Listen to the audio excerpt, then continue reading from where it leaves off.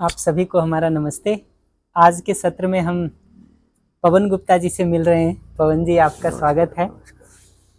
पवन जी का नाम याद आते ही हमको अपना जीवन विद्या का देखें तो यात्रा याद आता। मैं जब 2004 में जीवन विद्या से जुड़ा था, नवंबर की बात है, अक्टूबर नवंबर की, तो उसके बाद में जिस पहले सम्मेलन में मैं आया था और जब मेरी बाबा जी से भेंट हुई थी, वो जगह मसूरी थी और साल 2005 था जब जीवन विद्या का सम्मेलन यहाँ हो रहा था।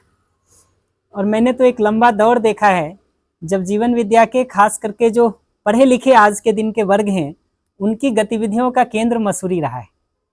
हम लोग पूरे साल भर ये इंतजार करते थे कि गर्मी के मौसम में शिविर। मसूरी में शिविर होगा और लोग उसमें आएंगे। मैं खुद भी उसमें कुछ शिविरों में गया हूँ, तो मुझे लगता है कि मैं विस्तार इसका क्या बताऊं, मैं तो सुनना चाहूँगा पवन जी से ही। तो पवन जी, मैं तो सबसे पहले ये जानना चाहूँगा कि आपकी जो ये पूरी यात्रा है, ये कैसे शुरू हुई और फिर आपका सिद्ध आना कैसे हुआ और उस क्रम में जीवन विद्या से जुड़ना कैसे हुआ, उसको थोड़ा बताएंगे तो हम लोगों को अच्छा लगेगा जान के।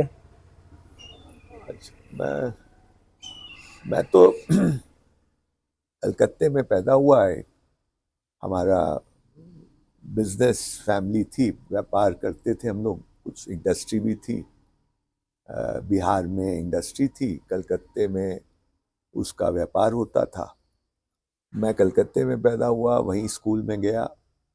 और हमारे घर में मेरे ताऊजी जो थे वो अ, इंग्लैंड गए थे 1930-31 में, और वहाँ 10 साल रहे। और उस ज़माने में वे वहाँ पे उन्होंने सोशलिस्ट पार्टी, जो ट्रॉट्स्की, एक ट्रॉट्स्की थे जो लेनिन से और स्टालिन से जी। वो होकर के उन्होंने एक नई पार्टी इस्टेब्लिश की थी। उनको देश निकाला भी मिल गया था रूस से।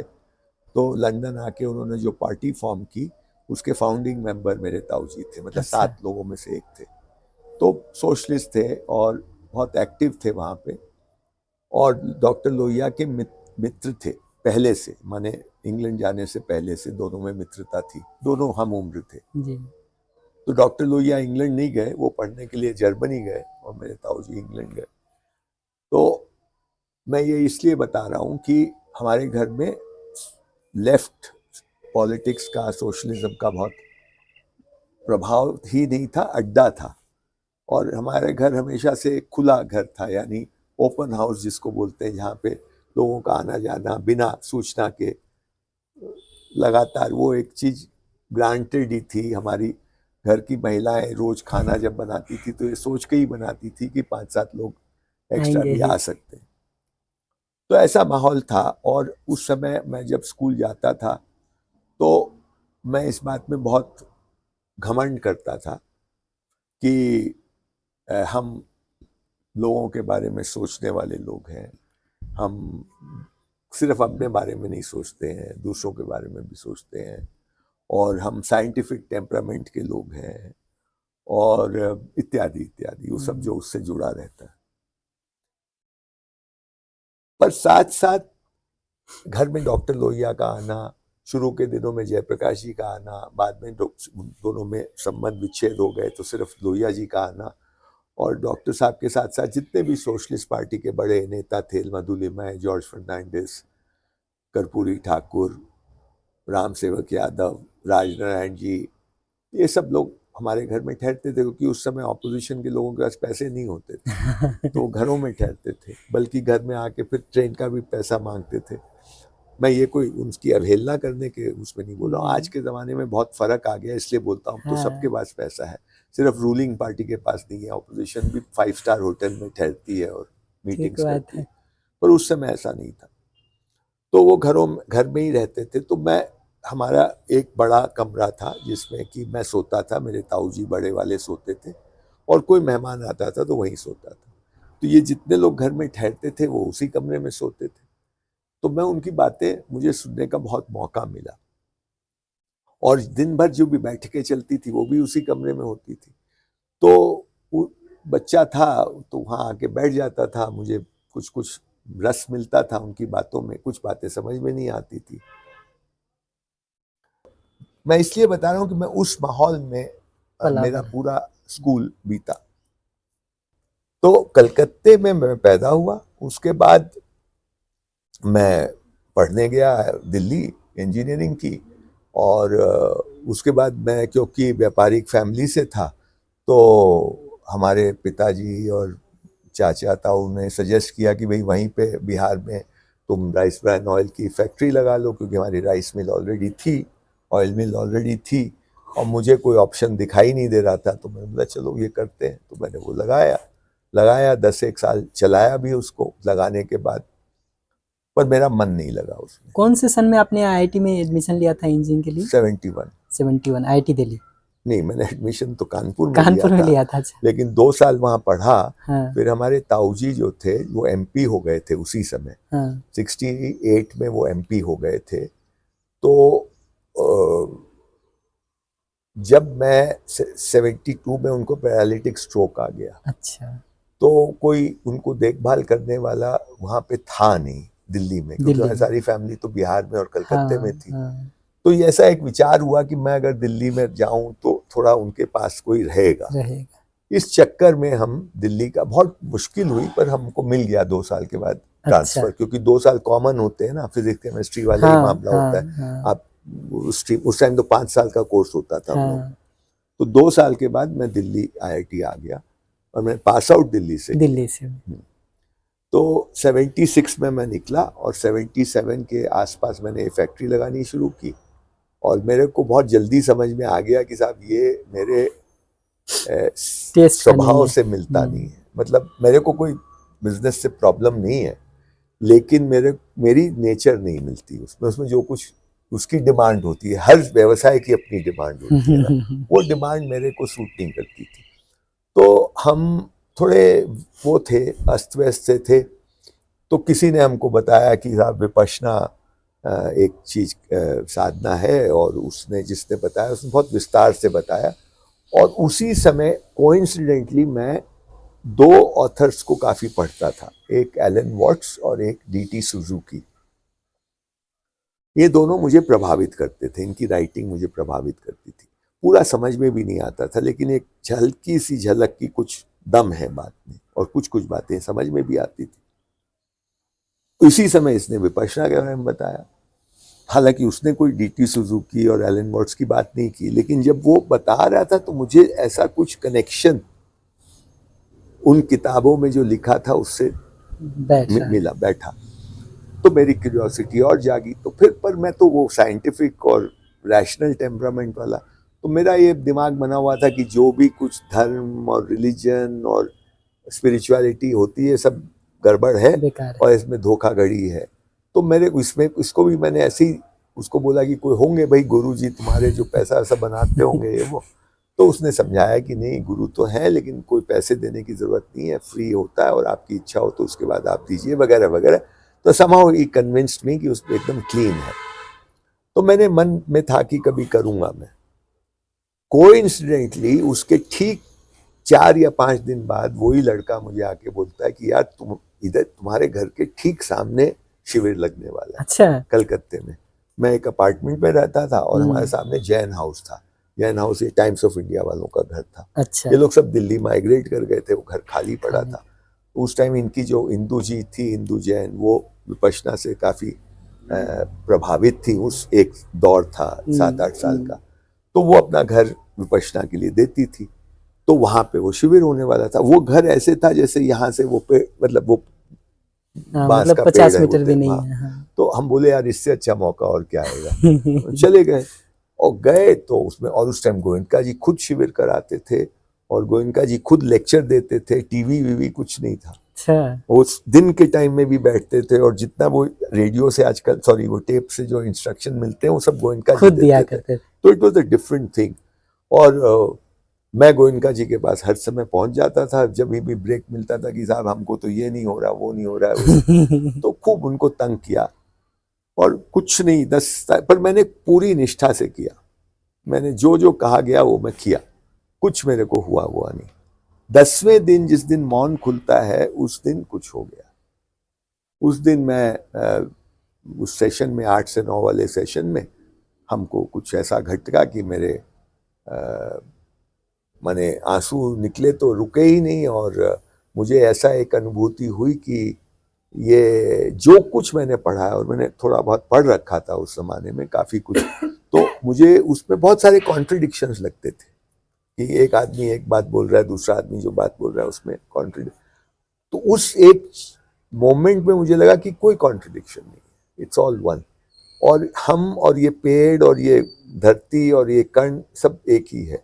ऐसी एक हल्की सी अनुभूति हुई, और वो आंसू बहुत निकले, और खत्म बात। मतलब वो आया और चला गया वो मोमेंट। पर उसके बाद मेरा दिमाग बन गया कि जो चीज अपने को रास नहीं आ रही है उस चीज को करना नहीं है, यानी बिजनेस। क्या करेंगे, तो ये अभी तक यही प्रश्न था, ये नहीं करेंगे तो क्या करोगे? तो हमेशा वही सवाल आता था कि कुछ ऑल्टरनेटिव दिखाई नहीं देता था, तो इसी को अब ये समझ में आया कि विपश्यना करेंगे, और विपश्यना को और गहराई से समझेंगे। तो हमने घर आके अनाउंस किया कि मेरा मैं तो छोड़ रहा हूँ इसको, और आप लोग संभालिए। हमारे पिताजी को और चाचा लोगों को मैंने कहा कि आप लोग, मैं निकलने वाला हूँ, पर आप 1 साल 6 महीना जितना भी समय आप देंगे उतना मैं ऐसे कोई खर्च से नहीं। तो वो लोग पहले तो सोचे इसे मजाक कर रहा है, सीरियसली नहीं लिया। फिर धीरे धीरे समझ में आया कि सीरियस हूँ। तो फिर मैं करते करते, ये 84 की बात है, 87 में मैं वहां से निकला। और मेरा बचपन से एक रोमांस था पहाड़ों से, पहाड़ों के साथ। हाँ, तो हुआ कि पहाड़ में जाके एकांत में रहेंगे और विपश्यना करेंगे, और ये यूंगियन साइकोलॉजी पढ़ेंगे। यूंगियन साइकोलॉजी से मेरा इंट्रोडक्शन हो चुका था, और मैं काफ़ी आज भी प्रभावित हूँ उससे। तो ये था कि उसको थोड़ा पढ़ेंगे, और मेरे को एक कुछ संबंध दिखाई देता था बिटवीन जो कार्ल यूंग बोलते हैं और जो बुद्ध बोल रहे हैं, और जो विपश्यना में है, वो सब चीज़ों के बीच में एक मोटा मोटा कनेक्शन दिखाई दे रहा था। तो मैं उस चीज़ को और एक्सप्लोर करना चाहता था। तो ये बोल के हम पहाड़ों में आए, और पहाड़ों में आए तो वो मैं लंबी कहानी नहीं बोलता। पहले तो कुमाऊं गए, फिर यहाँ आए, वो क्यों हुआ उसको छोड़ देता हूँ। लेकिन यहाँ आए तो शौक था कि गांव में जाएं, जरा देखें, यहाँ के मकान देखें, यहाँ के लोगों से बातचीत करें वगैरह वगैरह। तो चले जाते थे, जब भी मेरे पास एक गाड़ी थी मारुति, तो चले जाते थे। तो कुमाऊं होते हुए आप मसूरी आ गए, और यहाँ पे गांव में जाने लगे। तो गांव ऐसे ही खाली देखने, सुनने, समझने। तो 4-5 बार गए तो गांव के लोगों को शक्ल और मतलब वो जान पहचान हो गई। तो उन्होंने कहा कि लगता आप कुछ करते नहीं है। और शक्ल, सूरत, पैंट और कमीज देख के और गाड़ी देख के आप पढ़े लिखे हैं। तो आप, हमारे तो स्कूल नहीं है गांव में, 2-3 गांव में नहीं है, तो आप एक यहाँ पे स्कूल खोल दीजिए, हमारे बच्चों को पढ़ा दीजिए। तो हमने कहा यार स्कूल तो हम नहीं खोलेंगे, लेकिन हम आ जाएंगे और देखते हैं क्या होता है। तो हम जाने लगे, हम और अनुराधा। तो हम जाने लगे तो धीरे धीरे धीरे वो चीज़ मतलब थोड़ा सा जम गई। तो गांव वालों ने 4 युवाओं को ले आए 12वीं पास की, भाई इनको भी थोड़ा वो कर दीजिए, तो प्रशिक्षण दे दीजिए। तो 2 गांव और हमारी ग्राम सभा में, वहाँ भी स्कूल नहीं है, वहाँ भी हम शुरू कर देंगे। तो जब ये हुआ तो फिर हमको लगा कि इसमें तो इनको पैसे भी देने पड़ेंगे, ये लड़कों को। तो वो तो मेरे पास ताकत मेरी नहीं थी कि इनको हर महीने मैं दूं उस समय। तो हमने फिर क्या करें, तो ये हुआ कि एक संस्था खोलो, बंकर रॉय। वो फिर बहुत लंबा हो जाएगा, तो उसको मैं काट देता हूँ। उसमें बड़ी रोचक है वैसे वो, क्योंकि वो पूरा, मैं इसमें मानता हूँ कि चीज़ें होती हैं, हम करते नहीं हैं। तो वो होने की कहानी तो है वो, लेकिन जो भी हुआ उसको काट देते हैं। ये कि वो हमने संस्था खोली, हम आए फरवरी 89 में मसूरी, और हमने 87 में हमने कलकत्ता छोड़ा। 89 में फरवरी में मसूरी आए, और ये संस्था हमने करीब 1 साल बाद यानी दिसंबर 89 में रजिस्टर की। उसके बाद पैसे आ गए, उसमें पैसे मुझे कहीं दौड़ भाग नहीं करनी पड़ी, पैसे आते ही चले गए। तो हमने वो 2 स्कूल के 5 हुए, फिर 5 के धीरे धीरे बढ़ के अल्टीमेटली 35 हो गए, 35 स्कूल उस इलाके में ऐसे।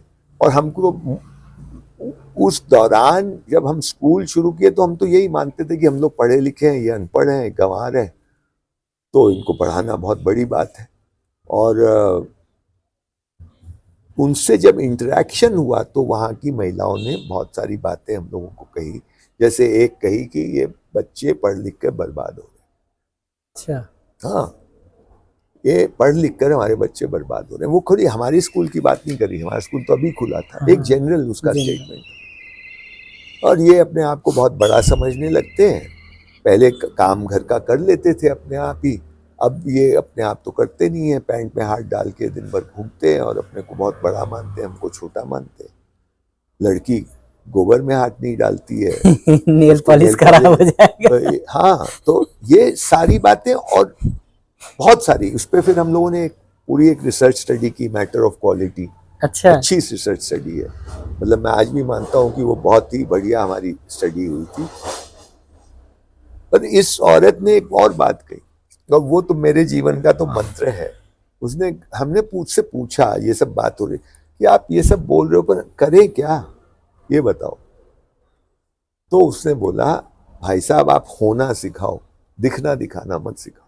अच्छा। हाँ, ये है हमारा इंटेलेक्ट देश का। वो बिना पढ़ी लिखी औरत थी, वो सहज ही बोल रही है ये बात। कोई ऐसा उसको लग भी नहीं रहा कि मैं कोई बहुत बड़ी प्रोफाउंड बात बोल रही है, सहज रूप से बोल रही है। उसको कहीं ऐसा कोई सेल्फ कॉन्शियसनेस नहीं है कि देखो मैं कितनी ज्ञानी हूं। वो होना सिखाओ, दिखना दिखाना मत सिखाओ। और ये बात को उस समय तो देखो, ये मैं नहीं कहूंगा कि हमको कोई बिल्कुल हिट किया, पर बात कहीं लगी कि कुछ दम है इस बात में। फिर उसके बाद ये डिस्टर्ब तो कर ही रहा था हमको कि भाई कुछ ना कुछ तो शिक्षा में गड़बड़ है, जिसकी वजह से ये जो बोल रही है वो हो रहा है। फिर हमारा धर्मपाल जी से मिलना हुआ, वो भी इत्तेफाक था, और उनसे बहुत अच्छे संबंध बन गए। तो धर्मपाल जी से जब मैंने ये डिस्कस किया ये बात, तो उन्होंने कहा, तो थोड़े से हंसे, बोले कि हाँ तो तुम गांधी जी को आपने पढ़ा है क्या? तो मैंने तो गांधी जी को पढ़ा नहीं था। मतलब मैं तो जानता था कि अरे मैं तो जानता ही हूँ गांधी जी को, पढ़ा एक शब्द भी नहीं था। तो मैंने कहा कि नहीं पढ़ा नहीं है। तो बोले पढ़िए। तो उन्होंने इंसिस्ट किया, तो मैंने हिंदी वांग्मय, अंग्रेजी वांग्मय दोनों मंगवाए, 100 वॉल्यूम। और उस समय 2,500 के मिलते थे, 100, वेरी चीप ऐसे देखो तो, अब तो महंगे हो गए। और उसमें फिर धर्मपाल जी ने मेरी मदद ये की कि उन्होंने पूरी एक लिस्ट अलग अलग टॉपिक्स पे, जैसे एजुकेशन पे, जैसे विमेन्स इशू पे, जैसे अर्थ पे, इत्यादि इत्यादि 7-8 कैटेगरीज में उन्होंने डेट वाइज, इस डेट का ये पढ़ लो, इस डेट का, ऐसे बना के मुझे दिया हाथ से। अभी भी मेरे पास वो है। तो उससे आसान हो गया कि क्या पढ़ना है। तो 2-4-10 लेख पढ़ने के बाद एक आइडिया लग गई कि गांधी जी को कैसे पढ़ना है। उसमें एक नुस्खा तो ये था कि भाई 1924 के पहले को गांधी जी को पहले पढ़ो, बल्कि हो सके तो 1920 से पहले के गांधी। अच्छा। क्योंकि उस समय गांधी जी धड़ल्ले से बात कर रहे हैं। उसके बाद तो उनको पॉलिटिकल वो देखना पड़ रहा है कि भाई ये कांग्रेस एक होते हुए भी एक नहीं है ना, उसमें भी गरम पंथी है, उसमें नरम पंथी है, उसमें ये है वो है, कई तरह के उसमें, तो सबको संभालना है। फिर अंग्रेजों को संभालना है, फिर अंबेडकर को संभालना है, फिर मतलब इतने सारे फोर्सेस चल रहे हैं जिन, तो इसलिए बहुत संभल के बोलना पड़ रहा है। पर 1920 तक ही इज हिमसेल्फ, जो उनको ठीक लग रहा है वो बोल रहे हैं। ये बात उसमें समझ में आई मुझे। तो उस समय उसमें एक लेख में गांधी जी लिखते हैं, जो महिला की बात से मैं जोड़ के बोल रहा हूं, कि ये अंग्रेजी शिक्षा ने हमारे घर और हमारे स्कूल के बीच की दूरी को बढ़ा दिया है। तो घर में हम एक भाषा का उपयोग करते हैं, स्कूल में दूसरी भाषा का उपयोग करते हैं। घर में एक तरह से बैठते हैं, उठते हैं, आलथी पालथी मार के, राजा महाराजा भी आलथी पालथी मार के बैठते हैं हमारे तो, और स्कूल में जो है वो टांग लटका के बैठते हैं। सही बात है। बेंच पे, है ना। घर में हम एक तरह से खाते हैं, स्कूल में मतलब जितने भी आयाम कल्चरल जिसको बोलते हैं आप, कल्चर, उसमें ये सब मोटे तौर पे हम बोलते हैं भाषा, भूषा, भेष, भजन और भवन। ये जितने आयाम होते हैं कल्चरल, सांस्कृतिक, वो सब स्कूल के अलग रिप्रेजेंट करता है और घर अलग रिप्रेजेंट करता है। तो ये दूरी बढ़ गई, ये गांधी कह रहे हैं। और इस दूरी बढ़ने की वजह से इस बच्चे में कहीं तो ये बैठा हुआ है कि मैं स्कूल क्यों जा रहा हूँ, कुछ ना कुछ सीखने जा रहा हूँ। तो स्कूल में वो सिखाया जा रहा है जो घर में नहीं सिखाया जा रहा है। तो ये जो चीजें स्कूल रिप्रेजेंट करता है ये सुपीरियर है और मेरा घर इंफीरियर है। तो ये एक कॉम्प्लेक्स आ गया विली नीली। और कॉम्प्लेक्स के साथ साथ जो उसका कॉर्लरी है वो ये है कि इमिटेट करो जो सुपीरियर है उसको। तो ये माइंडलेस इमिटेशन शुरू हो गया। यही वो महिला कह रही कि हमारे बच्चे बर्बाद हो गए, अब इनसे काम धाम नहीं होता है। तो ये मुझे अपने में भी दिखाई दिया और चारों तरफ भी दिखाई दिया जो ये बात बोल रही, जिसका तब तक भान नहीं था मेरे को। दिस इज द पॉइंट कि हम सब बहुत सारी चीजें हमारे चारों तरफ होती रहती हैं और हम ध्यान नहीं देते। कोई ध्यान दिलाता है तो ध्यान जाता दिखने लगता है, पर सभी का जाता है ये भी नहीं होता। महात्मा गांधी की एक चिट्ठी है 1931 की, इंग्लैंड में, चिट्ठी नहीं एक वक्तव्य है, वांग्मय में है कि कोई ने पूछा कि हिंदुस्तान की एजुकेशन के बारे में, तो गांधी जी कहते हैं India was far more educated 100 years ago than it is today. There was a beautiful system of education in the country which the British dug and they left the roots of the beautiful tree exposed, and in due course of time the beautiful tree withered away. अच्छा, ये उनका वक्तव्य है 1931 का। अच्छा। ये चिट्ठी, ये इसके बाद क्या हुआ जब ये वक्तव्य दिया और इसके हल्ला मचा वहां कि ये क्या बात कर रहा है, शिक्षा तो अंग्रेज लेके आए हैं हिंदुस्तान में। तो एक उनके एडमायरर ने गांधी जी को चिट्ठी लिखी कि आप ऐसे कैसे इररिस्पॉन्सिबली बात कर सकते हैं, सेंसेशनलिज्म की बात कर रहे हैं, शिक्षा तो अंग्रेज लेके आए। तो उन्होंने कहा look into your own records to validate my claim.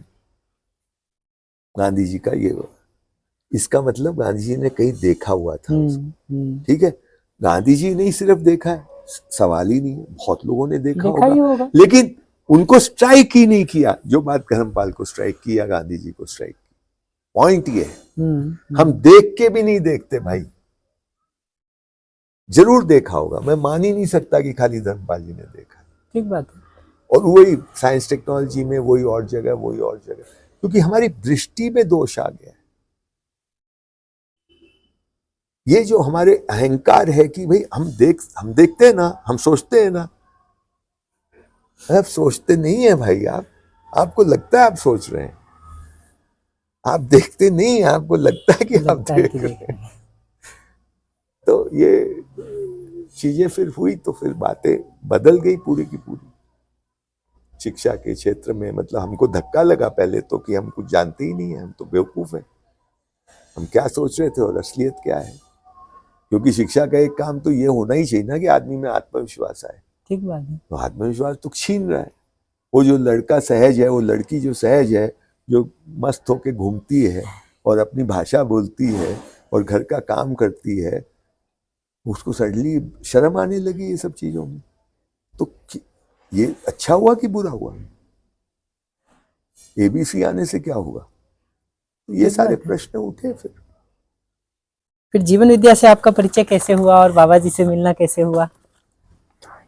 जीवन विद्या से परिचय ऐसे हुआ कि कोई एक बार धर्मपाल जी दिल्ली में ठहरे हुए थे, मैं दिल्ली गया था और उनकी बैठक लगी हुई थी, वो 10 दरबार सा लगा हुआ था। हम गए तो वो जो 10-15 लोग थे वहाँ पे, उनमें कुछ लोग हमको नहीं जानते थे, कुछ लोग जानते थे। तो धर्मपाल जी ने परिचय कराया, पवन जी है, मसूरी से संस्था चलाते हैं और ये शिक्षा के क्षेत्र में काम करते हैं। वहाँ नवज्योति हमारे दोस्त हैं, तुम जानते हो नवज्योति सिंह? जानता हूँ। हाँ, तो नवज्योति भी बैठा था। तो नवज्योति बोला कि शिक्षा में तो 2 जगह कुछ मौलिक काम हो रहा है, एक तो जीवन विद्या नाम की एक संस्था है वो कुछ कर रही है, और एक हितरुचि महाराज गुजरात में कुछ कर रहे हैं। यहाँ कुछ फंडामेंटल काम हो रहा है, बाकी तो पैच वर्क हो रहा है। अच्छा। तो मैं नवज्योति को सीरियसली लेता था, मतलब I had respect for him. हमारा सहपाठी ही था, लेकिन मतलब ही was a good mind, you know. तो मेरे दिमाग में, मेरे कान में ये पड़े तो मैंने उसको जैसे रजिस्टर हो गया। अब मैं मसूरी आया और कुछ दिन बाद 99 की बात है, 2 लोग आए मेरे घर में, एक शिव और एक प्रवीण सिंह। आप भी थे कि नहीं पता नहीं, अश्विनी, वही 2 थे, अशोक और वो शिव और प्रवीण आए। और ऐसे ही आए और फिर हमसे धर्मपाल जी की बात करने लगे। ठीक है, बात होने लगी। उसके बाद मैंने उनसे पूछा आप लोग कहाँ से आए हो? तो बोले हम बिजनौर से आए हैं, जीवन विद्या प्रतिष्ठान। अच्छा। वो जीवन विद्या ना, तो वो क्लिक हुआ। तो बोला ये जीवन विद्या है क्या, जरा बताओ मुझे, हमने बहुत सुना है इसके बारे में। और उसके पहले धर्मपाल जी से ये 2 व्यक्तियों के बारे में भी सुन चुका था, एक गणेश बगड़िया और एक रण सिंह आर्य। अच्छा। हाँ, वो बोलते थे कि ये दोनों बहादुर लोग हैं। अच्छा। ऐसा वो बोलता, ये दोनों बहादुर लोग, हिम्मती लोग हैं। तो वो भी था। और ये तो मैंने फिर पूछा तो वो बोला कि शिव बोला कि उसके लिए तो 1 हफ्ते का समय आपको देना पड़ेगा। तो बोला अपना राज है, आओ करो, 1 हफ्ते देते हैं तुमको समय। तो शिव आया, हम लोग 17-18 लोग, जो संस्था के लोग, कोई बाहर का नहीं, हम लोग बैठे और वहां पे एक के बाद एक वो जब बोल रहा था तो मैं बोला यार ये तो बात हमारी बात बोल रहा है, ये तो मैं भी ऐसे ही सोचता था, मैं बोल नहीं पा रहा था, ये इसको इससे जबान दे दी। ऐसा कई बार हुआ और कुछ बातें एकदम नई, ऐसे वंडरफुल यार, मतलब बहुत बड़ी। और शिव ने वो उसने उसमें सब कुछ डाल दिया जितना डाल सकता था। उसका ये था कि आज इनको चित करना है। तो उसने सब कुछ डाला उसमें। वो अभी भी वो कॉपी मेरे पास नोट्स की है, उसमें जितना मटेरियल है और कहीं नहीं, कोई शिविर में नहीं। अच्छा। सब कुछ उन्हें पेल दिया है अच्छी तरह से। तो एनीवे इट वाज वंडरफुल। तो उसके बाद जो है हम एकदम गदगद हो गए। उसके बाद रण सिंह जी आ गए यहाँ पे, हमारा युवा शिविर चलता था तो एक दिन अचानक वो पहुंच गए यहाँ पे। और रण सिंह जी ने भी कुछ विद्या की बात की, ये की। और उसके बाद हमको बोला कि हमारे यहाँ 2000 में यहाँ पे बिजनौर में सम्मेलन है, आप आइए, उसमें नागराज जी आएंगे। मैं बोला नागराज जी आएंगे तो मैं जरूर आऊंगा।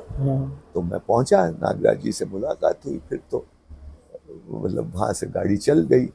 तो उनसे मतलब ऐसा संबंध बैठा, जैसे धर्मपाल जी से बैठा वैसे बाबा के साथ बैठ गया। और रण सिंह से भी बहुत आत्मीयता हो गई, गणेश जी से बहुत आत्मीयता हो गई। ये 3 लोगों से हुई, और किसी से मैं नहीं कह सकता कि बहुत आत्मीयता हुई, लेकिन गणेश जी से बहुत ही गहरी आत्मीयता हुई, रण सिंह से बहुत गहरी आत्मा अभी तक चल रहा है, और बाबा से भी चला आखिर तक। तो ये है हमारी मतलब। फिर बाबा का मसूरी आना कभी हुआ, कैसे बिल्कुल हुआ? मैंने वो 2000 में जब मिला तो बाबा से खूब गप्पे मेरी खूब हुई बाबा से मेरी ज्ञान तो मैं उनसे बहुत कम पूछता था। मैं बोला कहीं फंस जाऊंगा, तो ये लोग ज्ञान तो और लोग पूछते थे, मैं वहां बैठा रहता था। मैं तो गप्पे मारता था, हिंदुस्तान, पाकिस्तान, महात्मा गांधी, कांग्रेस, ये वो, वर्ल्ड पॉलिटिक्स, संगीत, नृत्य, पोएम्स, ये ज्योतिष, मतलब हर चीज इस तरह की हम लोगों ने बात की है। बहुत गप्पे लगती थी और उनको भी मजा आता था। जब हम दोनों और ज्यादा लोग नहीं होते थे तो खूब इस तरह की गप्पे लगी। तो बाबा जो है वो, मैंने उसी 2000 में उनसे बात, उन्होंने बोला मेरे को मजा आ रहा था, तो बोला बाबा मसूरी आइए ना। बोला तो उन्होंने बोला हाँ बोलो कब आना है। अरे तो मैं बोला कि अभी तो ठंड है, अप्रैल में आइए, तब तक मार्च तक ठंड खत्म हो जाती है। तो हो गया फाइनल। बाद में तो मैंने सुना कि उनको कई लोगों ने बोला तुम जानते भी नहीं हो इस आदमी को, तुमने हाँ कैसे कर दी ऐसे, ये वो। खैर वो आए फिर, और 3-4 बार आए मसूरी। अच्छा। और घर पे भी आए, एमटी भी गए और रहे, लंबा रहे। उनके परिवार के सदस्य भी आए, वो सबसे बड़ी पोती उनकी आई, क्या नाम है उसका, वर्षा आई। और तो कई बार आए। बाबा को बहुत मजा आता था। बाबा बोले हमारे घर में, बोले यहाँ मैं एक गुफा बनाऊंगा इस पहाड़ में, अच्छा? उसमें रहूंगा। तो बाबा के साथ बहुत मस्ती खूब हुई हमारी। और पहली बार जब मैं उधर गया, उसके बाद उनके पास गया मैं और अनुराधा 1 हफ्ते के लिए गए अमरकंटक। अच्छा। वो बहुत सुंदर एक्सपीरियंस रहा। हाँ। बहुत मतलब 7 दिन में हमने खूब खाना खाया उनके यहाँ, बहुत लैविश। और अच्छा। मैं पहले मिला था किससे, रण सिंह आर्य और गणेश गणेश जी बगड़िया, से दोनों संयमी। खिचड़ी के ये अलावा खाओ कुछ ये नहीं मत मिलने खाओ, का। हाँ एकदम। अपने को कॉम्प्लेक्स होने लगा था उनके साथ। मैं कोई बहुत शौकीन नहीं हूँ उस समय, तो बिल्कुल नहीं था खाने का शौकीन, तो ऐसा कुछ नहीं, पर ये इतना संयम अपने को जरा हिला देता था। बाबा अरे खाओ, एक और खाओ, और ये भी खाओ वो भी, और कोई भी थाली में 10 चीजों से कम, 12 चीजों से कम नहीं होता था। चटनी, सब्जी, हैन तैन लेके 10-12 चीजें। और कभी दाल बाटी बन रही है दोपहर में, शाम के वक्त, कभी कुछ कभी कुछ। मैं बोला यार ये लोग कहाँ और ये कहाँ, ये क्या मामला है। हाँ, तो बाबा बहुत अलग ही टाइप के आदमी था। मेरा तो कुछ उनसे बहुत फिट था मामला। बाबा जी के ज्ञान वाले हिस्से को तो हम लोगों ने बहुत पढ़ा भी है, सुना भी है। थोड़ा ज्योतिष पर, पोयम पर, संगीत पर या समाज पर वो जो कहते थे उसके कुछ संस्मरण या कुछ बातों को बताएंगे तो शायद हम लोगों को अच्छा लगेगा सुन करके। नहीं, मुझे देखो बहुत स्पेसिफिक तो याद नहीं है जो बातें हुई। जैसे गांधी जी पे उनके विचार काफी स्ट्रांग थे, है ना। शुरू में वो गांधी जी के प्रशंसक थे। उन्होंने बताया, मतलब 1930-32 में उन्होंने चरखे भी 101 चरखे बना के डिस्ट्रीब्यूट किए, ऐसा वो बोलते थे बाबा जी ने। अच्छा। कोई शायद एक सोने का या चांदी का भी चरखा उनको भेंट किया बना के, ये सब उन्होंने बताया था। पर वो ये मानते थे कि ये जो हमारा आज़ादी हमको मिली है, ये इसके बाद जो भी कुछ हुआ, वो उसमें एक तो कॉन्स्टिट्यूशन को लेके तो वो बोलते ही थे कि इसमें कहीं भारतीय चरित्र, भारतीय आत्मा नहीं दिखाई देती है। और वो सही बात है, वो पहले मुझे नहीं समझ में आई थी, पर अब हम 100% उससे एग्रीमेंट पे हैं कि वो, और वो अगर ठीक हो जाए तो बहुत कुछ ठीक हो जाएगा, ये भी मुझे लगता है। तो उस पर काफी उन्होंने बात की, और मतलब उनका जो देश प्रेम था वो मुझे दिखाई दिया। अच्छा। जो ये हमारे जीवन विद्या वालों को कहीं किसी को नहीं पता है मेरे हिसाब से। वो उनको मानव, तो वो ग्लोबलिस्ट बना देते हैं उनको, पर आई think he was more than that. उनमें देश प्रेम बहुत कूट कूट के था, और दर्द था देश के लिए और यहाँ के लोगों के लिए। वो हम कहीं छुप गया उसमें कि ये मानव की बात करें तो मानव तो अमेरिकन भी है, मानव तो भारतीय भी है, मानव तो मानव है टाइप में, उसमें वो चीज़ छुप गई। लेकिन जो हम लोग की अंतरंग बात होती थी उसमें ये चीज़ बहुत साफ दिखती थी कि वो बहुत परेशान थे इस बात को लेके कि भारत की आत्मा बोलते थे ना, भारत कहाँ है इस संविधान में, मानव कहाँ है ये नहीं बोल रहे, भारत कहाँ है। तो उसका क्या मतलब है, ये बात सोचनी चाहिए हम लोगों को। मैं इन दोनों को अलग नहीं कर रहा हूँ, विपरीत नहीं है। भारत की आत्मा में ही मानव समाया हुआ है, मानव में भारत नहीं समाया हुआ। मतलब उस स्थानीयता का वो तो था बाबा में, क्योंकि अमरकंटक में आके भी जब उन्होंने ये प्रश्न पूछा कि भाई किस भाषा में इसको लिखें, तो उन्होंने हिंदी को चूज किया, ये जानते हुए भी कि एक छोटे, मतलब भारत का एक हिस्सा के अलावा हिंदी तो कहीं है नहीं, और जिसमें वो खुद नहीं हिंदी, और खुद उनकी अपनी भाषा नहीं थी वो, बिल्कुल, फिर भी उन्होंने उसको चूज किया। तो किसी एक लेवल पर स्थानीयता का महत्व तो समझते थे। वो था पार्टीशन को लेके उनके बहुत स्ट्रांग विचार थे, हिंदू मुस्लिम इशू को लेके बहुत स्ट्रांग विचार थे, और उनकी आरएसएस के प्रति एक सिंपैथेटिक व्यू था, सहमति नहीं थी बट सिंपैथेटिक व्यू था, जो मुझे उस समय नहीं समझ में आता था, लेकिन अब समझ में आता है कि वो क्यों था और उसकी क्या कारण थे। ये सब थे चीजें। पर उनकी जो आपने कहा कि नृत्य और म्यूजिक के, मतलब समझ बहुत गहरी थी, मैं ये कह रहा हूँ। ये सब चीजें, ऐसा नहीं था कि वो औरंगजेब नहीं थे, ऐसे कि सिर्फ ज्ञान ही ज्ञान की बात कर रहे हैं या कर रहे हैं। वो रसदार व्यक्ति थे, भोजन में रस, संगीत में रस, पोएम्स में रस, वो ये सब समझते थे। लेकिन हम ठीक अपना जो फील्ड है उसी की बात करेंगे ना, पर अगर आप उनकी बात करें उनसे थोड़े अलग ढंग से, तो आपको पता चलता था वो सब उनके रंग हैं। मुझे तो लगता है वो उनसे एस्थेटिक्स पे बात होनी चाहिए थी कभी। हम तो उस टाइम मूर्ख थे, तो हमने की नहीं ये सब बातें, लेकिन सौंदर्य दृष्टि पे बात होनी चाहिए थी, क्योंकि हमने बहुत मतलब जीवन विद्या में एक नीरसता समाई हुई है, और उस बात को हमको समझना चाहिए कि रस के बिना जीवन नहीं है।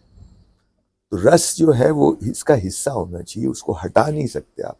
किसी ने हटाया हो ऐसा मैं नहीं कह रहा हूँ, लेकिन वो लगता है कि वो उसका हिस्सा नहीं है। जितना पुष्पित पल्लवित होना चाहिए था रस, वो नहीं हो पाया है। ये बात तो हम लोगों को भी लगती है जो उसमें लगे हुए लोग हैं। वो तो रसदार थे, उनको हर चीज के रस का पता था। तो वो बहुत एनरिचिंग इसलिए था कि हमको मतलब कई बातें होती नहीं, जैसे मैं बचपन की बात बता रहा हूँ कि मैं उस टाइम बहुत चीजें देखा और उसको बाद में मैं पचा के एनालाइज कर पाया। वैसे ही बाबा के साथ ये जो अलग अलग उनके विविध रंग मैंने देखे, उसको अभी भी मैं आर्टिकुलेट करने में मैं सक्षम नहीं हूँ, लेकिन वो होगा कोई ना कोई दिन कि ये सब का समग्रता में ही बाबा को देखा जाना चाहिए, अलग थलग करके नहीं देखा जाना चाहिए, तब बात कुछ गड़बड़ हो जाएगी। जैसे मैं ये मानता हूँ कि मध्यस्थ दर्शन और जीवन विद्या दो अलग चीजें, एक नहीं है। ये समझ मेरी बनी है ओवर द इयर्स। तो मध्यस्थ दर्शन इज क्लोजर टू बाबा, जीवन विद्या इज नॉट।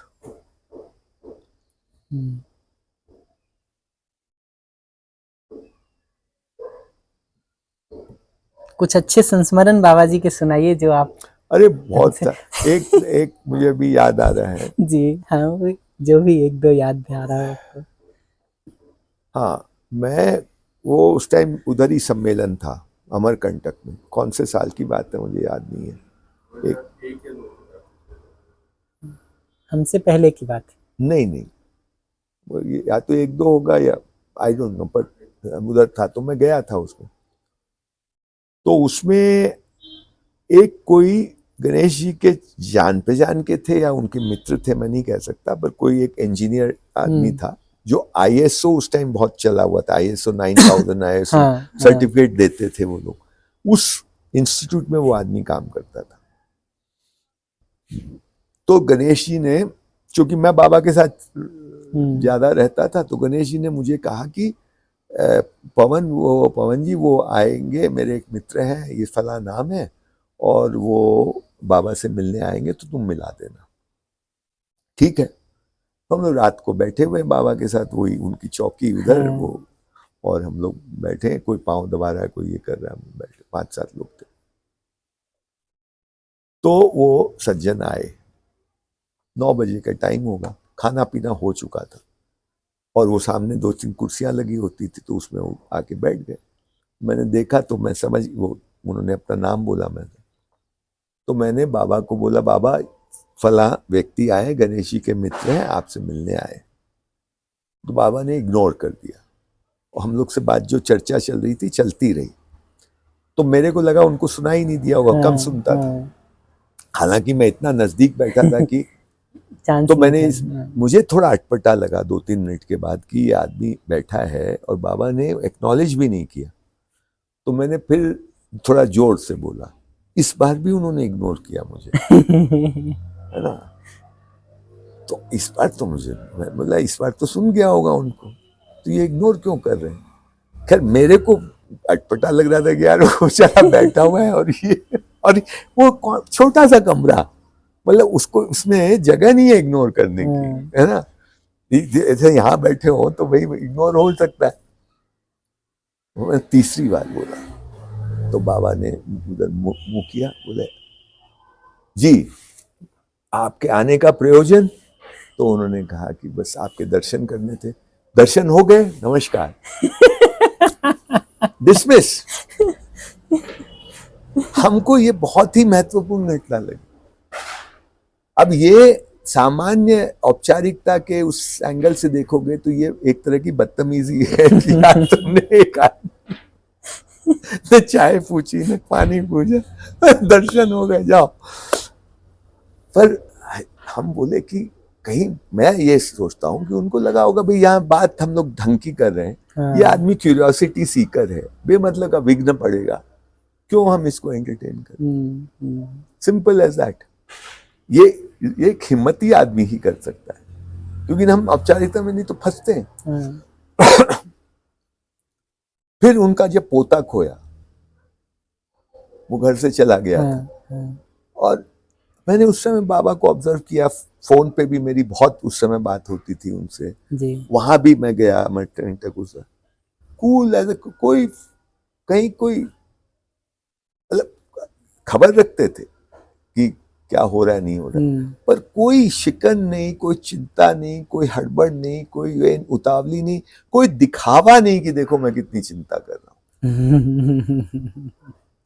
सही बात है, आजकल ये दिखाना भी बहुत महत्वपूर्ण हो बहुत जाता है भाई, कि चिंता हाँ उनको। बता बिन तो लोग बोलेंगे कि ये तो परवाह ही नहीं कर रहे हैं। हाँ, उनको इस बात की परवाह नहीं थी कि लोग क्या बोलेंगे, मतलब हम अपने भाषा में बोल रहे हैं, वो तो ठीक बात है। In different. पर मैं ये देखा कि ये जो रिलेशनशिप है, या थर्ड मैं आपको बताऊं, और वो बहुत महत्वपूर्ण, उनका छोटा वाला बेटा, वो रात को 9-10 बजे घर से बाहर जाते थे, और वही छोटी सी एक ही रास्ता था निकलने का, पुराने वाले घर में। पुराने घर हाँ, में, तो वहां से वो होके जाते थे, वो रास्ता नहीं इसलिए उधर से जाना पड़ता था, और वो बिना बाएं देखे दाएं में हाँ ना किए वो निकल जाते थे, और रात को 9-10 बजे। हाँ, तो बाबा बोलते थे, क्यों रे मुन्ना जा रहा है, अच्छा ठीक है संभल के रहना, या कुछ ऐसा बोलते थे, और फिर हम लोग को मुड़ के बोलते थे, अपने ने अपना जिम्मेवारी निभा दिया। इसकी बात होनी चाहिए, क्या है ये बात। मेरे को इसमें ये लगा कि ये जो रिलेशनशिप की हम लोग बात करते हैं, बाबा ने मुझे एक बार खुद बोला केम्प्टी में, मैं बोला ये बाबा ये रिलेशनशिप मुझे समझ, आप संबंध बहुत करते हो, मुझे समझ में कुछ आता नहीं। तो उन्होंने बोला देखो, दो व्यक्ति समझदार नहीं होंगे तब तक कोई संबंध नहीं है। तो बोला फिर क्या होता है, मैनेजमेंट होता है। तो वो मैनेजमेंट कर रहे हैं भाई, और उस मैनेजमेंट में आपको निर्लिप्त होना पड़ेगा, आपको दूसरे से अपेक्षाएं को समाप्त करना पड़ेगा, तभी आप मैनेज कर पाओगे। अगर आप एक्सपेक्ट करोगे कि इसको भाई मैंने हाँ उसको बोला है, अभिवादन किया तो वो भी करे, इससे आपको मुक्त होना पड़ेगा। ये कैसे होता है मैं नहीं बता सकता, लेकिन मुझे ये समझ आई कि बाबा कंप्लीटली निर्लिप्त थे, दूसरे से कोई एक्सपेक्टेशन नहीं है, वो अपनी जिम्मेवारी निभा रहे हैं, जो उनको ठीक लग रहा है वो कर। तो ये संबंध जो हो रहा है, हम तो सब डिप्रेशन में चले जाते हैं, मेरा तो संबंध बन नहीं रहे मेरे को, तो ये तो कहीं गड़बड़ है। संबंध की बात गड़बड़ नहीं है, पर जैसे हम उसको रिसीव करते हैं और जैसे वो उसमें कहीं तो एक लोचा है, ये मुझे उसमें समझ में आया। तो ये तीन मतलब मेन हमको, एक तो ये मुन्ना भैया की बात, एक वो पोते की बात, और एक वो इंजीनियर की बात, और तो बहुत सारी यादें हैं वो है ही। वो तो फर्स्ट टाइम जब हम लोग खेत ले गए, वो हमको वो सीन तो मैं भूल ही नहीं सकता। हमें हमको तो लगा कोई राजा खड़ा है, वो लुंगी पहने हुए और वेष्टी पहने हुए, और अरे क्या शरीर है गठा हुआ, और ना, तो ये सब तो था बाबा में। उनकी जो पर्सनालिटी थी बहुत जोरदार थी। अपने शिक्षा पर इतने लंबे समय तक प्रयोग किया, और बाबा जी को भी शिक्षा को लेकर के तरफ थी, तो उन्होंने आपको स्कूल कैसे खोला जाए, या कैसे स्कूल बनाओ, या शिक्षा को लेकर के कुछ बातें तो कही होंगी। उन्होंने कहा डंके की एक स्कूल खोलो, हाँ, डंके की चोट पे फीस लो, हाँ, और जो तुमको ठीक लगे वो करो। अच्छा, ये नहीं बोला जीवन विद्या पढ़ाओ, अच्छा, जो तुमको ठीक लगे, क्योंकि उनको ये तो था कि कुछ हम प्रयोग धर्मी हैं, और अब मैं हमेशा ही मुझे जो समझ में आया वो मैंने किया। बाबा ने बोला इसलिए किया, ऐसा मैंने नहीं कभी नहीं किया।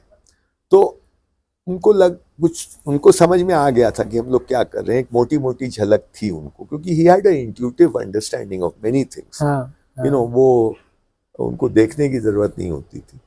तो ये उन्होंने कहा कि तुम एक खूब बड़ा स्कूल खोलो, डंके की चोट पे फीस लो, और जो तुमको ठीक लगे वो करो, और डिक्लेयर करके करो, जिसको आना होगा आएगा, जिसको नहीं आना होगा आएगा। ये तो बाबा जी की बहुत अच्छी बात दिखती थी कि वो हर चीज को कहते थे साफ साफ डिक्लेयर करके करो। हाँ। और ये जो है ना, ये प्योरिटन नहीं थे, आदर्शवादी बिल्कुल नहीं थे। ये डंके की चोट पे फीस लो, इसको भी मार्क करो। मेरे को बोला साबुन बनाओ, हम लोग साबुन बनाते थे वहां, बोले तुमको हम फॉर्मूला देंगे, तुम साबुन बनाओ, 400 रुपए में साबुन बेचो। अच्छा। हाँ, मतलब बाबा बिल्कुल आदर्शवादी नहीं थे, प्रैग्मेटिक आदमी थे। हमने उनको कहीं ना कहीं, बात तो करते हुए बार बार बोलते थे रहस्यवाद आदर्शवाद, रहस्यवाद आदर्शवाद, इसलिए वो बात करते। मैं तो सबको आदर्शवाद में फंसते हुए देखता हूं। ये फाइन बैलेंस है, प्रैग्मेटिज्म इंपॉर्टेंट है। जो आज हो रहा है, जो एक अनुभव, दो प्रकार, एक अनुभव जो मध्यस्थ दर्शन का अनुभव, एक अनुभव है जो हमारे जीवन का, उसको भी तो अनुभव बोलते हैं ना, क्या बोलेंगे उसको दूसरा, है तो नाम दें। मतलब मैं तुम्हारे साथ 3 घंटे बिताए तो मेरा, मैं बोलता हूँ मेरा कुछ अनुभव हुआ, उसको भी यही नाम देते हैं ना। तो मैं इस अनुभव को हम कैसे, आज दुनिया में मैं देख रहा हूँ कि जो कुछ हो रहा है, चाहे वो हिंदू मुसलमान का इश्यू हो, चाहे वो सामयिक राजनीति के इश्यूज हो, हम एक्सपीरियंस को यूज ही नहीं कर रहे, हम थ्योरी में बात कर रहे हैं। कंटेंट को लेकर भी बाबा ने कभी कुछ बताया कि शिक्षा में क्या मूलभूत बातें लानी चाहिए, उसको लेकर के कभी कुछ बात हुई? कंटेंट को लेके नहीं, मुझे कुछ याद नहीं आ रहा। बताया होगा, ऐसा मैं नहीं कह सकता, लेकिन मुझे याद नहीं आ रहा।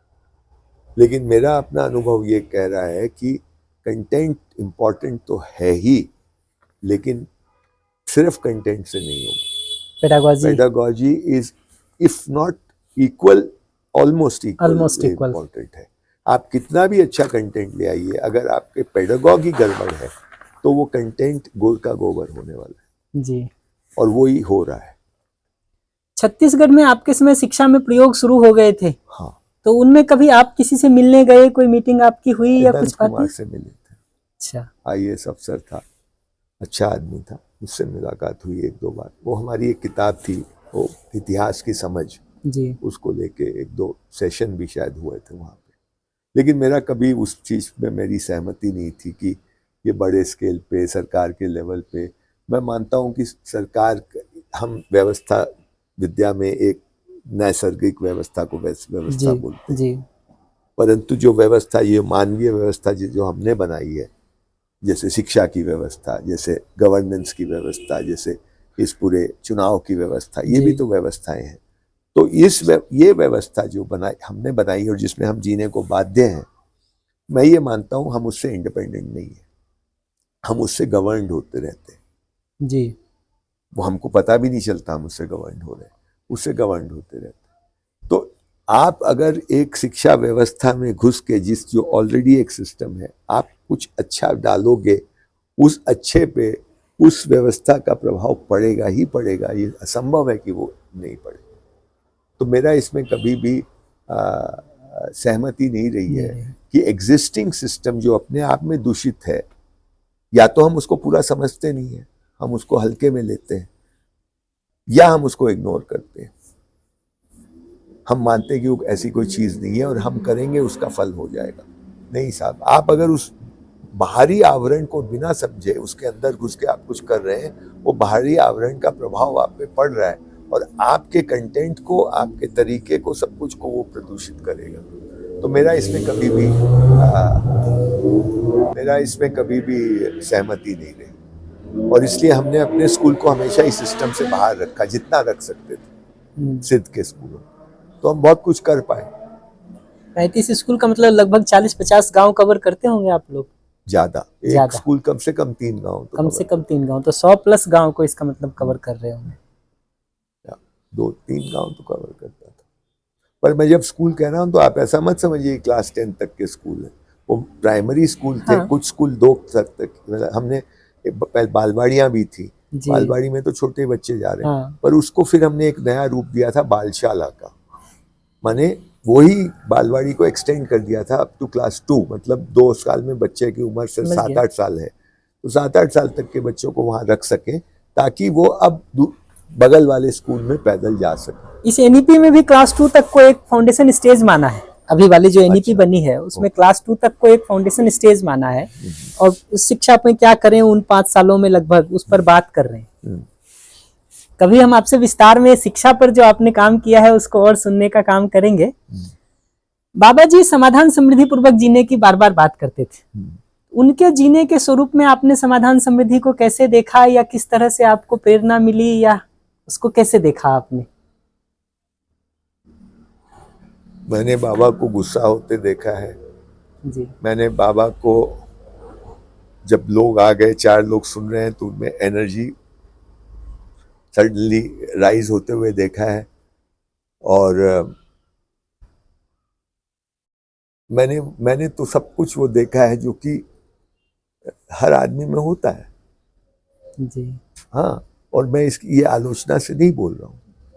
हमने कुछ और मान लिया है कि जब समझदार आदमी कैसा होता हाँ, है। समझदार आदमी ऐसा होता है। ये हमने माना हुआ है। हमारा कोई इसका अनुभव है, और ना हमने ऐसे व्यक्ति को देख करके हमने किया है। तो हमने बाबा के ऊपर भी वो सब आरोपित किया है। मेरा ऐसा मानना। मैं ये मानता हूँ कि जो समझदार आदमी है वो भी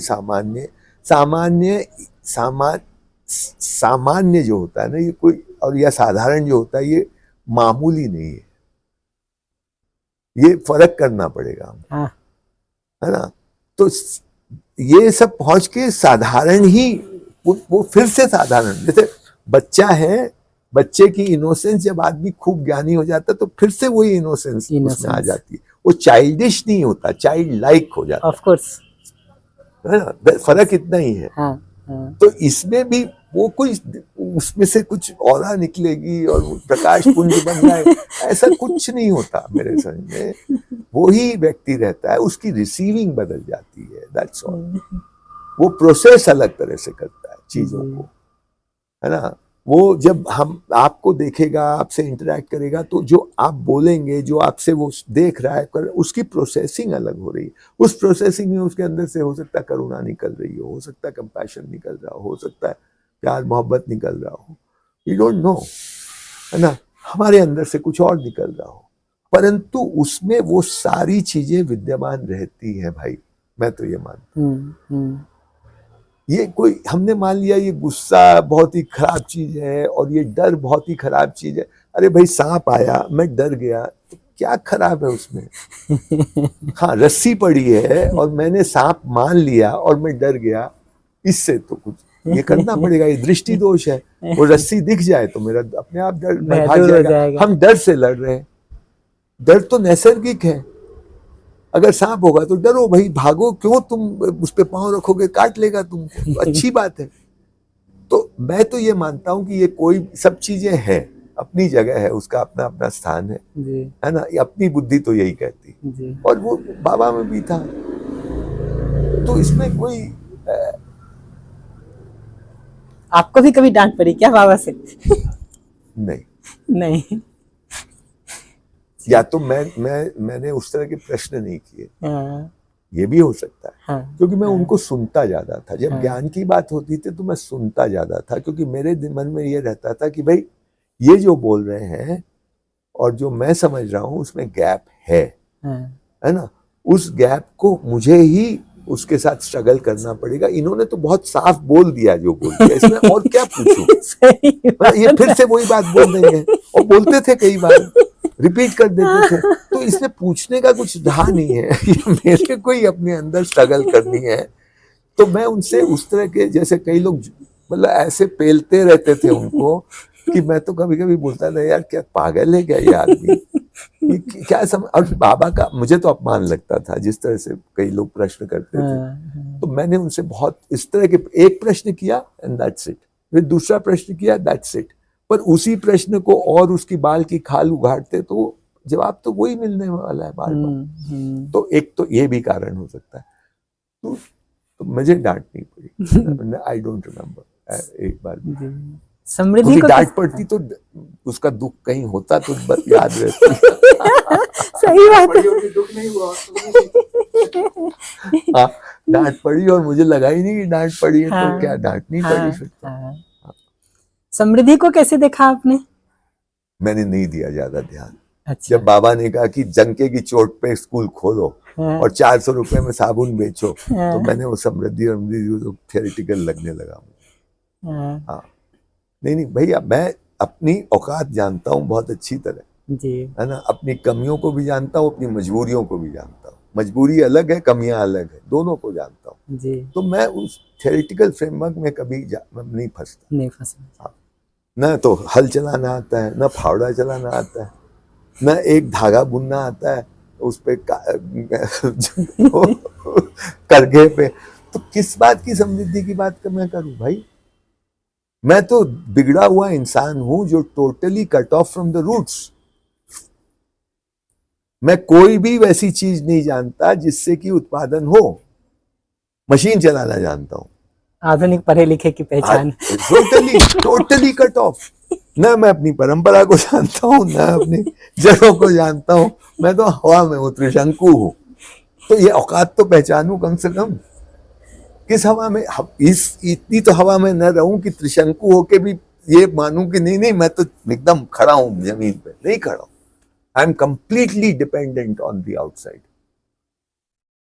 टोटली। जी।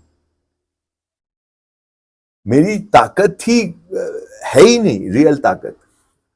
तो इसको पहचाने, बहुत दयनीय स्थिति है, पर ये है, ये वास्तविकता है मेरी। आप इसको नहीं स्वीकार करें तो फिर करते रहिए कुछ भी बातें। ठीक बात है। एक चीज मैं पूछना, हाँ सर। आपके साथ बाबा जी का एक समय रहा जब आप मुख्य व्यक्तियों में से वो आपको पहचानते थे। गलती कर, देखो बाबा गलती की है। ये तो मैं नहीं मानूंगा कि गलती की है। और उस वक्त कुछ बड़े बड़े महत्वपूर्ण घटनाएं भी घट रही थी कि वो राष्ट्रपति से मिलना हुआ और चीजें हुई। तो बाबा की जो संसार में प्रभाव ले जाने का या अभियान ले जाने की जो स्ट्रैटेजी, उसमें उसके स्ट्रैटेजिस्ट अप्रोच को भी आपने देखा हो। बिल्कुल देखा। उसके बारे में कुछ? मैं स्ट्रैटेजी तो बाबा नहीं करते थे। Baba, that was one of the, क्या कहें, कमी बोल सकते हैं आज की भाषा में कि I wish he was a strategist. He was not a strategist. Ganesh ji is a strategist and I have always told him कि please use your strategic mind for this nation. हम कितनी बार उनको बोल चुके।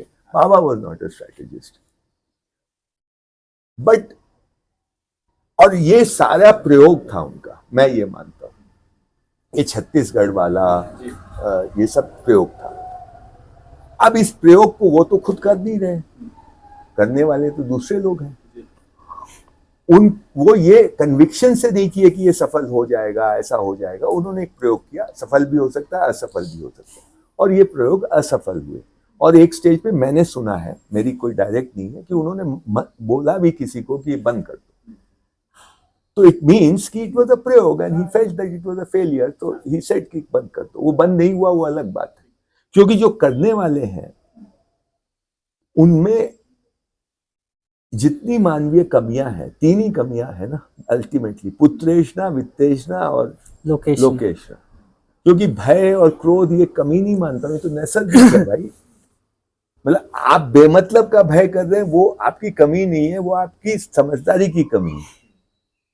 पर ये लोकेष्णा, वित्तेष्णा, पुत्रेष्णा, ये आप में, आप इसके बारे में कुछ कर सकते हैं, पर ये है।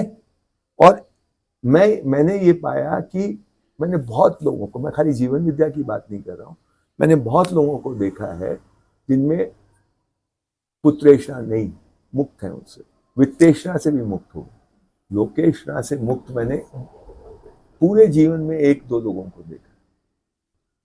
अच्छे से अच्छे लोग लोकेष्णा से मुक्त नहीं। ये कहां से घुस जाती है और कहां उसका रसास्वादन होने लगता है। ये प्रबोधन जब हम लोग करते हैं तो ये जो एनर्जी मिलती है हमको, जब गणेश जी ने फोर्स किया, गणेश जी का फोर्स कभी आप देखिए, क्या वो परसुएड कर सकते हैं आपको, वो मैं जानता हूँ, अमेजिंग। तो उन्होंने मुझे फोर्स करके प्रबोधन कराया। तो प्रबोधन में मैं उसको एकदम अगेंस्ट में था कि मैं नहीं करना चाहता। And one of the reasons was कि उसके पहले मैं विपश्यना में भी आचार्य सहायक आचार्य बनाया था गोयनका जी ने। वो मैंने 3 शिविर करने के बाद मैंने जयराम जी की बोल दी उसमें। होता क्या है कि when you are sitting on that seat and you are doing this, तो आपको बहुत वो मिलता है, पॉजिटिव एनर्जी। और ये पॉजिटिव एनर्जी का नशा है, शराब के नशे से भी शायद बड़ा नशा होता है। ये मेरा अपना अनुभव मैं बताता हूँ। आपको पता है कि आप समझा रहे हैं, आपको समझ में आया वाया नहीं है, पर आप समझा रहे हैं और लोग समझ रहे हैं, वो मुंडी हिला रहे हैं और कन्विक्शन से मुंडी हिला रहे हैं। वो ये समझते हैं कि आप, जब उनको समझ में आ गया तो इनको तो समझ में आया हुआ है, और आपको पता है आपको समझ में नहीं आया, परंतु इसकी जो हवा लगती है, इसका जो वो होता है, ये बहुत स्ट्रांग होता है। तो मैंने बोला भैया अपने को इसमें नहीं पढ़ना, क्योंकि नाटक शुरू हो जाएगा अभी, और ये नाटक मेरे से बर्दाश्त नहीं होगा, क्योंकि मैं ये कॉन्फ्लिक्ट में रहना मेरे लिए बहुत कष्टकारी होगा, तो मैंने इसलिए छोड़।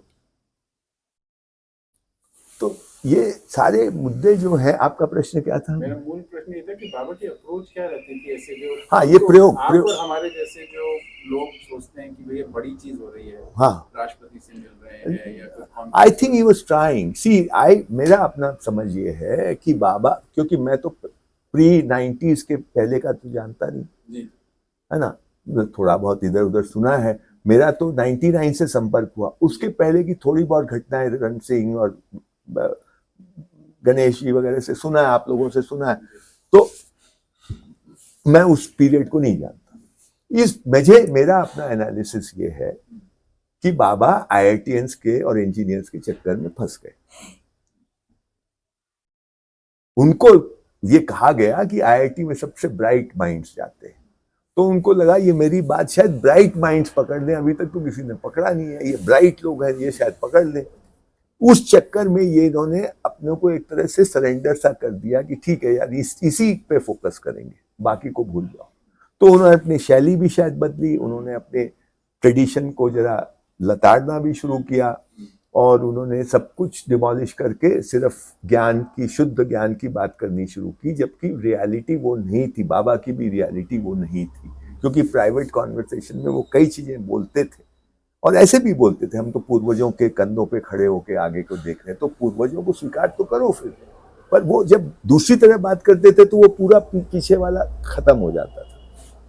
तो मुझे लगता है कि मूल मुद्दा ये था कि IITians को, वो जब मध्यस्थ दर्शन को कन्वर्ट किया गया इनटू अ सर्टेन फॉर्मेट कि इससे डिलीवरी होगी, वहां पे एक फंडामेंटल फ्लॉ आ गया, without anyone's doing, on its own, क्योंकि आपने उसको, यही पेडागॉजी यहीं आती है, आपने एक सर्टेन पेडागॉजी फ्रेमवर्क में उसको कन्वर्ट किया, एक ऐसी चीज को जो एक होलोग्राम की तरह है।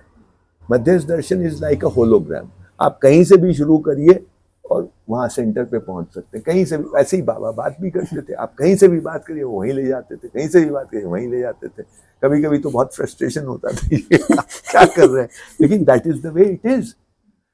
जीवन विद्या ने उसको, उस होलोग्राम को लीनियर बना दिया, बन गया, जो भी आप बोलिए, किसी ने डेलिबरेटली किया हो ऐसा मैं नहीं मानता। उसमें एक प्रॉब्लम आ गया, लेकिन बाबा भी इस बात को शायद इसके प्रति सचेत नहीं थे। मतलब I may be overstretching myself और या overstepping my this thing, but I feel that there some problem happened there. Secondly, उन्होंने इसी चक्कर में कि भाई इसको, I think he was in a hurry after 2002, 2003, 2004, whatever he felt, maybe because he was almost above 80 by that time, right? 80 से ऊपर हो गए थे, तो शायद इस वजह से, क्योंकि हमको भी उन्होंने जब मिला, सबको ही पूछते थे, अच्छा बताओ कब हो जाएगा, कब तक होगा, वगैरह वगैरह, नो, सबसे एक तरह का उनको एनर्जी मिलती थी कि कोई तो आए, पकड़े और ले जाए। तो he was in a bit of a hurry. उसके चक्कर में, और IIT और इंजीनियरिंग के चक्कर में, उनके यहाँ ह्यूमैनिटीज के लोग नहीं आए। देखिए, मैं ह्यूमैनिटीज को सबसे रद्दी मानता हूँ, क्योंकि वो सबसे ज्यादा फंसे हुए हैं। ह्यूमैनिटीज रद्दी नहीं है, ह्यूमैनिटीज की पढ़ाई लिखाई, इंजीनियरिंग की पढ़ाई लिखाई इतनी दूषित नहीं हुई है जितनी ह्यूमैनिटीज की पढ़ाई लिखाई दूषित हो गई है। लेकिन हैविंग सेड दैट, ह्यूमैनिटीज के लोग नहीं आए जीवन विद्या में। एक भी प्रबोधक मेरे जमाने तक तो नहीं था, सब इंजीनियर थे। तो इससे क्या हुआ कि इनका इंजीनियरिंग की पढ़ाई की एक ट्रेनिंग होती है, which is linear, which is reductionist, which is mechanical and which is linear, you know। तो ये जो है, ये अनकॉन्शियसली उसमें सीप इन कर गया। और दूसरी तरफ ये हुआ कि बाबा, क्योंकि वो जल्दीबाजी में थे और ये डायनामिक लोग थे, I mean Ganesh Bargaria was a dynamic fellow, Ran Singh was a dynamic fellow, तो ये लोग की चक्कर में इन्होंने लगा फैलाओ यार इसको, लेट्स सी, दाव लगाते हैं, होगा तो होगा। Baba was a gambler, he had that gambler's instinct, मैं ऐसा मानता हूँ। रिस्क लेना प्रॉब्लम नहीं है उनको। और इस चीज को मैं अब ये जो मुझे समझ में मैं होती तो मैं उनको बोलता ये बात कि ये जो लीनियरिटी को आप देखिए, linearity is dangerous, linearity is reduction, वो आपको रिडक्शनिज्म की तरफ ले ही जाएगी। कारण कार्य, कारण कार्य, कारण कार्य, जबकि निमित्त और उपादान दो तरह के कारण होते हैं। तो लीनियरिटी में उपादान कारण की कोई स्पेस नहीं रहती, तो वो एक कॉज एक इफेक्ट, या एक कॉज एक, या मल्टीपल कॉजेज इफेक्ट, पर वो कॉज सब आइडेंटिफाइड कॉजेज है, और वो जो कॉज से इफेक्ट निकल रहा है वो इसी तरह का निकल रहा है उससे, तो एक लीनियर उसमें एक चीज आ जाती है, जो कि जीवन बद्ध दर्शन is not like that, it is holistic, it is holographic, it has no linearity. पर आप शिविर ऐसे ही ले, क्या करोगे आप, ऐसे ही लोगे। बाबा से बात करते थे, देखो कैसे बात होती थी। पर आप शिविर लोगे तो उसका एक सिस्टम बनाओगे, उसका एक फ्रेमवर्क बनाओगे, आज ये करेंगे, कल ये करेंगे, तीसरे दिन ये करेंगे, एंड उसकी एक सीक्वेंसिंग करेंगे। तो उसमें आप तो सीक्वेंसिंग इसलिए कर रहे हैं कि इसकी डिलीवरी ठीक हो जाए, लेकिन सुनने वाले को वो सीक्वेंस इंपॉर्टेंट हो जाता है, ठीक बात। क्योंकि उसकी ऑलरेडी ट्रेनिंग वैसी ही है। और बोलने वाले का भी ये अवेयरनेस है कि नहीं है, आई डाउट, कि मैं क्या कर रहा हूँ। अगर अवेयरनेस से कर रहा है तो he will keep on challenging that while he is doing it, कि भाई ये ऐसे भी बोला जा सकता है, ऐसे भी किया जा सकता है, वो कुछ मेक श्योर करेगा व्हाइल ही इज डिलीवरिंग। ये तो है इशू, क्योंकि अभी हम कई शिविरों में प्रेडिक्ट कर सकते हैं कि थर्ड डे आफ्टरनून में क्या बोला। एग्जैक्टली, सही बात है। हाँ बिल्कुल। ये जो आपने जीवन विद्या में मध्यस्थ दर्शन में आने के पहले विपश्यना से भी आपका परिचय रहा, समाजवादी विचारधारा से भी थोड़ा परिचय रहा, अभी लौट करके उसके पहले भी धर्मपाल जी के कारण गांधी विचारधारा से हमको लगता है आपका परिचय रहा। तो इन अन्य भारतीय दर्शनों और विचारों के परिप्रेक्ष्य में आप मध्यस्थ दर्शन से अस्तित्ववाद को आज कैसे देखते हैं? नहीं भाई, मैं खंडित करके नहीं देखता हूँ, मेरा सोचने का ही ढंग अलग है, शायद गलत हो, लेकिन जैसा है वैसा है जी। मैं ऐसे, ये मेरे लिए मुश्किल होता है कि एक चीज में ही है तो इसी हम देखिए, मैंने बहुत कुछ कृष्णमूर्ति से मुझे समझ में आया है, अगर आपको सच बोलूं तो। सच ही सुनना चाहेंगे हम तो। शुरू के दिनों में कृष्णमूर्ति बिल्कुल सिर के ऊपर से जाते थे, जब मैं मतलब 28-30 साल का था, तो पढ़ता था उनको कभी कभी, लेकिन मुझे कुछ समझ में नहीं, पल्ले नहीं पड़ता था। लेकिन अब मुझे बहुत समझ में आते हैं कृष्णमूर्ति, और मुझे तो मेरे लिए ये डिविजन्स नहीं रहते कि ये कृष्णमूर्ति ने कहा है, ये बाबा ने कहा है, ये मध्यस्थ दर्शन में है, क्योंकि जो समझ में आता है डीपली, वो उसको नाम देने का कोई मतलब नहीं है, औचित्य नहीं है ना। हमें ये डेफिनेटली मध्यस्थ दर्शन से बहुत कुछ समझ में आया। तो मैं ऐसा न तो मैं फंसना चाहता हूँ और न मैं किसी चीज को बांधना चाहता हूँ। सत्य तो एक है, तो सत्य कहीं से भी आपको पकड़ में आए, मुख्य बात है कि आपको पकड़ में आना चाहिए। और इसलिए सत्य पे किसी का मोनोपोली नहीं है, सत्य पे किसी की आईपीआर नहीं है। ये इस बात में भी मुझे बाबा से थोड़ा सा मतभेद था कि भाई हमारा नाम ही होना चाहिए, वहां होना चाहिए। मतलब यार भाई, नाम तो आपका है ही ना, इसको अंडरलाइन क्यों कर रहे हैं आप। मतलब मैं बोला नहीं उनको कभी, पर मुझे ये बात कभी समझ में नहीं आती थी कि जब सत्य है तो इसमें आपका कैसे हो गया भाई। ये तो सबका है, ये तो व्यापक में है, आपको सिर्फ पकड़ने की जरूरत है। वो है वहां, आप दृष्टि आपकी सही होगी, आप पकड़ लेंगे, ध्यान देंगे, आप पकड़ लेंगे। तो आपका कैसे हो गया ये। तो मैं ऐसे आज भी ऐसे ही सोचता हूँ, और ये मुझे ठीक भी लगती है। तो मुझे बहुत कुछ, विपश्यना तो देखो एक सिंपल एक टेक्निक है, उसमें बहुत ज्यादा फिलॉसफी है नहीं, बुद्धिज्म की फिलॉसफी है। तो हम तो विपश्यना ही ज्यादा किए। जैसा मैंने कहा कि युंग को जरूर हमने पढ़ा है, और युंग की बहुत बातें हमको उससे मदद मिलती है चीजों को समझने में, कम से कम आज की सामयिक दुनिया को समझने में, कि ये चल कैसे रहा है, आदमी कहाँ वो विद्या किया हो नहीं किया हो, ये जो मुखौटों वाली बात है ये कितनी डीप है, और ये कैसे मॉडर्निटी ने इसको और गहरा किया है। ऐसा नहीं कि पहले मुखौटे नहीं थे, सब कुछ ठीक था, लेकिन अब जो है सार्वजनिक मुखौटे हो गए। अब कुछ मुखौटे, कोई एक तो, मेरे तो 10 मुखौटे हैं, आपके सामने एक मुखौटा है, परिवार के सामने दूसरा मुखौटा है, किसी और तीसरे के सामने तीसरा मुखौटा है, लेकिन अब पढ़े लिखे समाज के एक कॉमन मुखौटा हो कि हम पढ़े लिखे हैं, हम कुछ ज्यादा समझदार हैं। ये एक मुखौटा अहंकार का और एक तरह का मूर्खता का, ये मुखौटा कॉमन भी है। इसकी बात हमको समझ में आई क्योंकि मैं आधुनिकता को मैं बहुत गहराई से समझना की प्रयास किया है। और क्यों किया है? इसलिए कि आधुनिकता मुझे सबसे बड़ा संकट लगता है आज के दुनिया का। सबसे बड़ा प्रॉब्लम अगर कोई है, लोग बोलते हैं पर्यावरण का संकट और फलां का संकट और फलां का संकट, वो सब है, लेकिन दिमाग में जो आपकी दृष्टि को भ्रमित किया है वो सबसे ज्यादा आधुनिकता ने किया। तो ये भी उतना ही इम्पोर्टेंट है। इसलिए मैं ये नहीं कहूंगा कि मध्यस्थ दर्शन को, मेरी समझ में जो आई है वो मध्यस्थ दर्शन का उसमें बहुत बड़ा योगदान है। और सबसे बड़ा योगदान ये है कि मुझे सत्य देखने की कुव्वत आ गई। ये सबसे बड़ा योगदान ये है कि पहली बार ये पता चला सत्य को देखा जा सकता और मैं देख सकता हूं। ये कोई इतनी बड़ी चीज नहीं है। संपूर्ण सत्य को कब देखूंगा ये पता नहीं, लेकिन आंशिक रूप से यहाँ वहां हर जगह वस्तु दिखाई देती, वास्तविकता दिखाई देती और मैं देख सकता हूँ। और मुझे किसी से उसकी सर्टिफिकेट लेने की जरूरत नहीं है कि भाई बताओ मैं सही हूं क्या, ऐसा जरूरत नहीं है। ये कुछ कुंजी मुझे जीवन विद्या से या मध्यस्थ दर्शन से मिली, बाबा से मिली। और ये बहुत बड़ी चीज है because this has made me independent. हमको ट्रू फ्रीडम तो यही है कि आपको पहली बार लगे कि भाई मैं कर सकता हूँ, लायक हूं। पहले तो अहंकार में लायक मान रहे हैं ना, यही सही अर्थों में आत्मविश्वास भी दे पाता है फिर अपने को। आप जिस आधुनिकता की बात कह रहे हैं कि वो हमारी दृष्टि के ऊपर एक पर्दा डाल देता है, कुछ 2-4 बिंदु आप ऐसे महत्वपूर्ण बताना चाहेंगे कि अगर आधुनिकता में हमको बचना हो या जिस बात की समीक्षा करनी हो या जो कमियां पहचाननी हो तो क्या बात पर मुख्य रूप से ध्यान दिया जाए?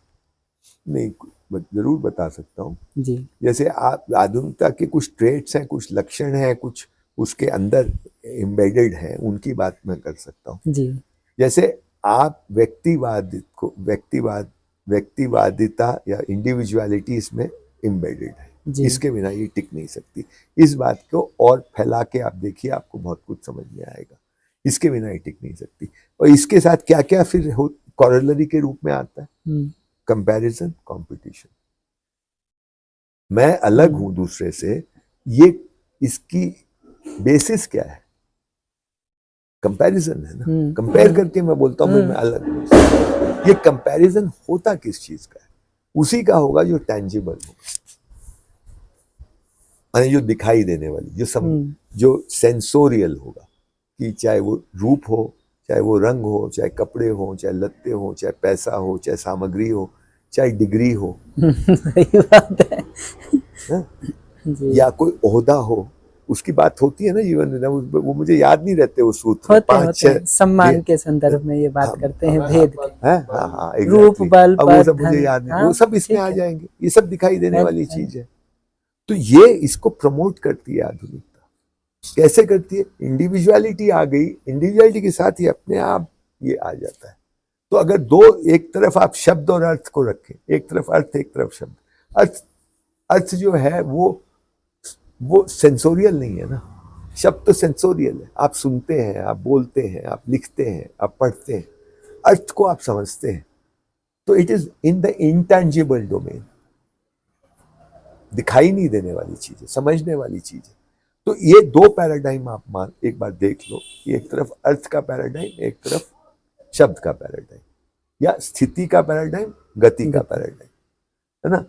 तो आप पाओगे कि पूरी की पूरी आधुनिकता गति के पैराडाइम पे टिकी हुई है।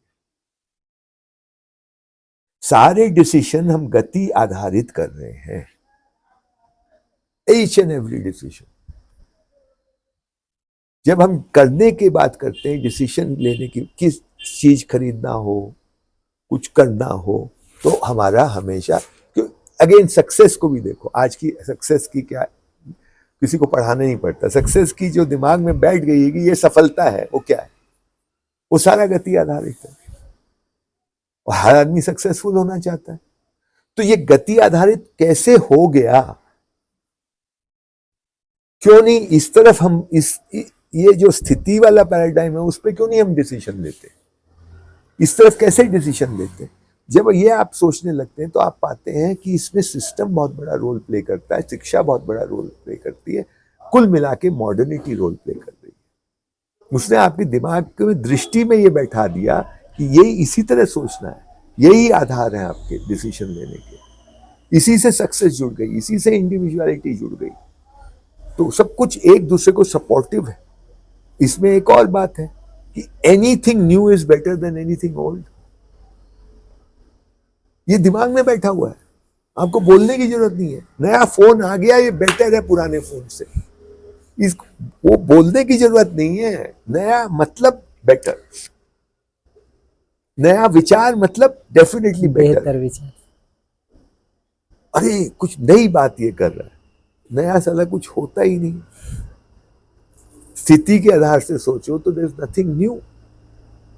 ओरिजिनलिटी के सेंस में सोचोगे तो there is nothing new. Creativity में न्यू होता है, ठीक बात, राइट?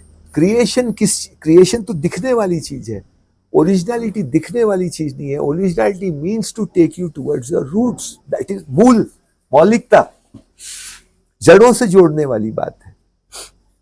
पर आज क्या गड़बड़ है? Originality is equal to creativity is equal to new. तो मॉडर्निटी नए को बड़ा महिमा मंडित करती है, पुराने को रबिश में डालती है। तो कोई प्रथा हो, कोई रिचुअल हो, कोई बात हो, कोई शास्त्र हो, ये सब बिना समझे सब बकवास है। और समझेंगे भी तो बहुत सिलेक्टिव रूप में, उसमें से वो निकालेंगे, मनुस्मृति से वो एक चीज निकाल के उसको पीटते रहेंगे, कॉन्टेक्स्ट नहीं देखेंगे। ये भी नहीं देखेंगे कि स्मृतियां कितनी, 17 स्मृतियां हैं अपने यहाँ। आज 90% जो मनुस्मृति की बात करते हैं उनके दिमाग में ये है ही नहीं कि भैया स्मृतियां 17 हैं हिंदुस्तान में, और समय समय पर स्मृतियां लिखी गई है, और स्मृतियां एक व्यवस्था, एक सर्टेन कॉन्टेक्स्ट को ध्यान में रख के लिखी गई है। तो पूरा पढ़ो, पूरा कॉन्टेक्स्ट समझो, फिर उसकी आलोचना करो। आप आउट ऑफ कॉन्टेक्स्ट चीजों को उठा करके कर रहे हो आलोचना। तो ये basically, and then in modernity में क्या है, इसमें निहित है कि क्योंकि पुराना से नया अच्छा है, और उसी से ये कि पुराना बकवास, क्योंकि ये अच्छा हो गया ना, तो जो खराब वो तो पुराना अच्छा नहीं है ना फिर। तो ये अपने आप एक ऐसी मानसिकता को जन्म देता है जो रूटलेस है। रूथलेस नहीं, रूटलेस, हाँ, जड़हीन। तो उसका कोई जड़ ही नहीं है। इस जड़हीन का प्रमाण क्या है? आज ये मॉडर्निटी में ये कहा जाता है, बिना कहे कहा जाता है कि देयर इज नो ट्रुथ, सबका अपना अपना सच है। जब ट्रुथ ही नहीं है तो भैया बात किसकी कर रहे हो? एंकर क्या है तुम्हारा? कोई तो एंकर बताओ कि मैं ऐसे ही हूं, कभी इधर कभी उधर, बिन पैदे का लूटा। मैं किसको पकड़ूं? कुछ तो पकड़ना पड़ेगा मुझे। मेरे भगवान भी आपने छीन लिया, बकवास है। मेरी परंपरा भी आपने छीन ली, बकवास है।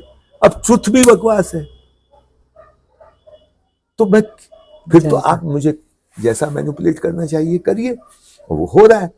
आपने इंफॉर्मेशन को नॉलेज का रिप्लेस कर दिया। आप कह रहे हैं कि इंफॉर्मेशन इज नॉलेज। आपकी जनरल नॉलेज की किताब में कुछ नॉलेज नहीं है, सब इंफॉर्मेशन है। ये कैसे ढकोसला चल रहा है मुझे बताओ? How come you are calling it general knowledge? ये क्या है? ये षड्यंत्र है, ये बेवकूफी है, ये क्या है? जब आप ऐसा कहते हैं, उस किताब का नाम देते हैं जनरल नॉलेज की किताब, और उसमें इंफॉर्मेशन ही इंफॉर्मेशन है। जब अमिताभ बच्चन बोलता है कि ये ज्ञानी है, ये आदमी बैठा हुआ उस सीट पे, कौन बनेगा करोड़पति में, तो आप बच्चे के दिमाग में क्या भर रहे हैं? बिना कहे आप भर रहे हैं कि इंफॉर्मेशन इज नॉलेज। तो नॉलेज तो गया ना हवा में, कि नहीं गया? आपने उस स्पेस को खत्म कर दिया, दृष्टि दोष ऐसा पैदा कर दिया कि वो हर इंफॉर्मेशन को नॉलेज की तरह स्वीकार कर रहा है और नॉलेज को पहचान ही नहीं रहा कि नॉलेज अलग चीज है। This is what we need to attack, क्योंकि नहीं करोगे तो आपकी बात को भी इंफॉर्मेशन ही लेगा वो। मान लो 1 मिनट की लगा भी किया, अभी ये कुछ अलग चीज है, आइडेंटिफाई नहीं कर पाएगा कि ये सत्य है। आपको बोलना पड़ेगा भैया ये सत्य है और सत्य ये होता है। आप वो बोलते हो तो बहुत अच्छी बात है, नहीं बोलते हो तो वो गुड़ गोबर होने वाला है उसके दिमाग में। आज बहुत खुश हो जाएगा, 2 साल बाद, 1.5 साल बाद या 2 महीने बाद कुछ और होगा। तो मैं ये कह रहा हूं कि ये कैटेगरीज जो होती है जिसके थ्रू हम सोचते हैं, मेरे पास शब्द नहीं आते इसके, होंगे कुछ टेक्निकल शब्द परंपरा में, मुझे नहीं आते, लेकिन जिन कैटेगरीज के थ्रू ही हम सोचते हैं, अगर वो कैटेगरीज की स्पष्टता नहीं है हमारे को, तो हम जो सुनेंगे उसको वो उसमें डिस्टॉर्शन आने वाला है। और ये जो है ये मॉडर्निटी ने किया है। पहले आपको जड़ों से काट दिया। सबसे बड़ी बात यह है, देखो 3 तरह की बात होती है। मैं जानता हूं कि मैं जानता हूं, मैं मानता हूं कि मैं जानता हूं, और मैं मानता हूं कि मैं मानता हूं। मैं मानता हूं कि मैं मानता हूं, मुझे प्रॉब्लम नहीं है, क्योंकि door to know is open है। ठीक है, मैं जानता हूं कि जानता हूं, बहुत अच्छी बात है, पर मैं मानता हूं कि मैं जानता हूं, भैया क्या घर गए काम, गई भैंस पानी में। अब इसका तो कभी कुछ उद्धार नहीं हो सकता। मॉडर्निटी ने यही किया है, हर एजुकेटेड आदमी के दिमाग में डाल दिया कि तुम जानते हो। एक्चुअली वो मान रहा है कि मैं जानता हूँ। डॉक्टर के पास जाता है, पर्ची कटाता है, दवाई लेता है, उसके दिमाग में ये होता है मैं बहुत बड़ा कोई साइंटिफिक एक्ट करके आया हूँ। हाँ, और वो जो हमारा वो जो झाड़ फूंक वाला था, वो तो बस अंधविश्वास, जितना अंधविश्वास वही है उतना ही अंधविश्वास ये है। ये तो समझ में आए भाई, ये जो अंधविश्वास है इसको सब लोग मान रहे हैं इसलिए मैं इसको मानता हूँ, ये ज्यादा सुविधाजनक है, वो उतना सुविधाजनक नहीं है। इतना तो मान लो कि मैं इसको भी मान रहा हूं, उसको भी मानता था। ये मत समझो कि इधर जाके तुम बहुत बड़े कोई एजुकेटेड दिमाग है इसलिए इधर जा रहे हो वगैरह वगैरह, वो बेवकूफ है जो उसके पास जा रहा है। वो तो जो जा रहा है वो बोलता है भैया इसके, मेरे पिताजी भी जाते थे, मैं भी जाता हूँ, मैं मानता हूँ कि ये ठीक कर देंगे। उसको बोलने में प्रॉब्लम नहीं है कि मैं नहीं जानता, इसको प्रॉब्लम है कि मैं नहीं जानता। मैं तो जानता हूँ, मैं ये MRI करा के आया, देखो पैथोलॉजी की कितना है, शुगर 103 है, जैसे 103 उसको पता है कि 103 क्या होता है, कुछ नहीं पता। तुम देख रहे हो कितना बड़ा एक ये disease of the mind. This is modernity. ठीक बात है कि आपको भ्रम में डाला हुआ है और आपको पता ही नहीं कि हम भ्रम में हैं, हम इल्यूजन में हैं। कभी एक बार बहुत विस्तार से और सुनेंगे हम लोग आपसे आधुनिकता वाले उस पर। जो बात आपने कही ना, मुझे उसको सुनकर के याद आया, सिद्ध के जब आते थे शुरू में कुछ आर्टिकल्स मैगजीन्स निकलते थे, और परिवार मानव में कहाँ मैंने पढ़ा था वो तो मुझे याद नहीं, और उसी में एक जगह पे एक आर्टिकल भी था, और एक बार शिविर करने के पहले किन बातों पर ध्यान दें उसको लेकर के था। तो ये मानने जानने का अंतर, शब्द अर्थ का अंतर, मैंने पहली बार वहां पर ठीक ढंग से पढ़ा था। 2005 की बात होगी, हमको लगता है 5-6 अराउंड। मुझे शब्द अर्थ वाला तो इतना अपील किया था कि मुझे आज भी याद है, पवन जी का वो आर्टिकल शुरू होता था यहाँ से कि भाषा है, वास्तविकता है, भाषा के बिना भी वास्तविकता है, और ऐसा करके वो पूरा आगे का उसका डिस्क्रिप्शन था। जो स्मृतियों की बात आपने कही, पिछले 2 साल में योग संयोग से हमको इसमें से कुछ स्मृतियों को पढ़ने का मौका भी मिला। तो उसमें एक याज्ञवल्क्य स्मृति को तो मैंने बहुत विस्तार से पढ़ने का काम किया, क्योंकि वो यजुर्वेद से जुड़ता है। तो मेरी थोड़ी इच्छा थी यजुर्वेद को पढ़ने की, और याज्ञवल्क्य हमको अपील करते रहे हैं कई बार अलग अलग प्रकरणों में, तो याज्ञवल्क्य स्मृति को मुझे काफी पढ़ने का भी अवसर मिला। तो उस क्रम में हमने देखे 20-22 स्मृतियां तो उपलब्ध हैं आज के दिन, जिनको कोई रिसर्च करना चाहे और पढ़ना चाहे तो पढ़ सकता है। ऑनलाइन आजकल मिलने लगा है, ये सुविधा तो हो गई है समय के साथ थोड़ी।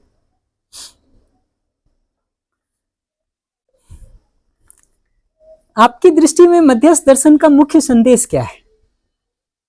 स्वयं में विश्वास, सत्य को पहचानने की कुवत आदमी में है, उसी के सहारे आप आगे बढ़िए, बाकी सूचना है। सूचना का आपको फायदा उठा सके तो उठाइए। मुख्य तो ये है, आपको खड़ा कर देती है कि आप में ये शक्ति आ जाती है कि आप देखने के काबिल हैं और देख सकते हैं, उसके प्रमाण भी आपको मिलते हैं।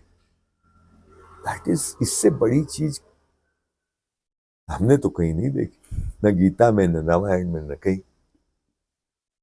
बाकी तो ठीक है, सूचना है, वो इधर हो या उधर हो, उससे क्या फर्क पड़ता है। वो अच्छी बात है, सूचना अच्छी है, सूचना से आपको सहारा मिलता है।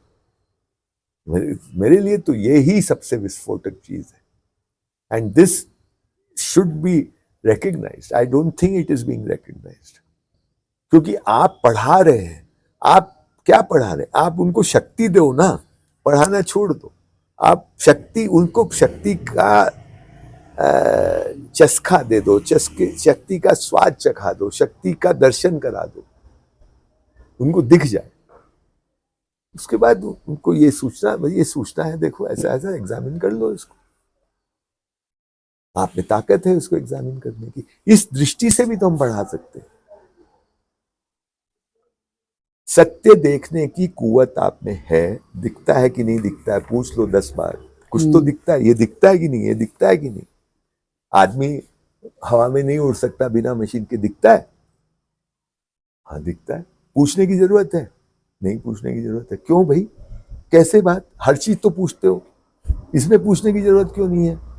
उसको ठोक बजा के ये बात समझ में आ जाए कि मेरे में कुवत है। कुवत है तो इसी को सत्य बोलते हैं। ये जो दिख रहा है आपको, कि आपको किसी और से पूछने की जरूरत नहीं है, इसी के सहारे अब हम आपके सामने प्रस्ताव रख रहे हैं, उसको आप एग्जामिन करें।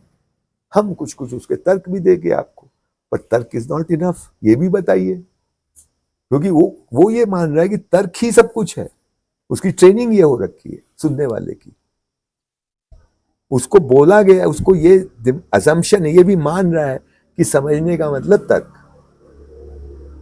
जबकि समझना होता है अनुभव से। ये बात तो समझ में आती है हमको। तो आप उसको बताते क्यों नहीं कि तुम समझे नहीं हो, ये तर्क मैं दे रहा हूं, यहां तक समझ में आए तो इसको, ये सब पूरा काम नहीं हुआ, ये एक माइलस्टोन है। अब इसको स्मृति में रखिए और फिर आप उसका दर्शन करने का प्रयास करिए। ठीक उसी तरह दर्शन होगा जैसे कि ये हर आदमी तैर सकता है, कोई भी आदमी उड़ नहीं सकता। जैसे ये बात आपको स्वीकार्य होती है, वैसे वो भी स्वीकार्य होगी। ये तर्क थोड़ी ना है कि कोई आदमी उड़ नहीं सकता। देयर इज नो तर्क in it, it is a fact, truth है, it's a statement of truth. That truth is self revealing, there is no argument there. ये सेल्फ रेवलेशन जो होता है शिक्षा में, it is missing. You see, the thing is that it reveals itself. Truth reveals itself. Truth cannot be told. Truth reveals itself. Truth can be indicated. It cannot be told. Very true. है ना? ये बात हमको उनको बोलना चाहिए जो वहां बैठे हैं। इसी से स्ट्रगल करने में उनको बहुत टाइम लगेगा अगर सही करेंगे तो। यहां पे आ जाए उसके बाद आपकी गाड़ी बहुत आसान हो जाएगी बाकी की, क्योंकि फिर आप नहीं रहते, सूचना दे दीजिए, खत्म बात। उसमें जो लंगड़ाएगा, जो गिर पड़ेगा, जो दौड़ पड़ेगा।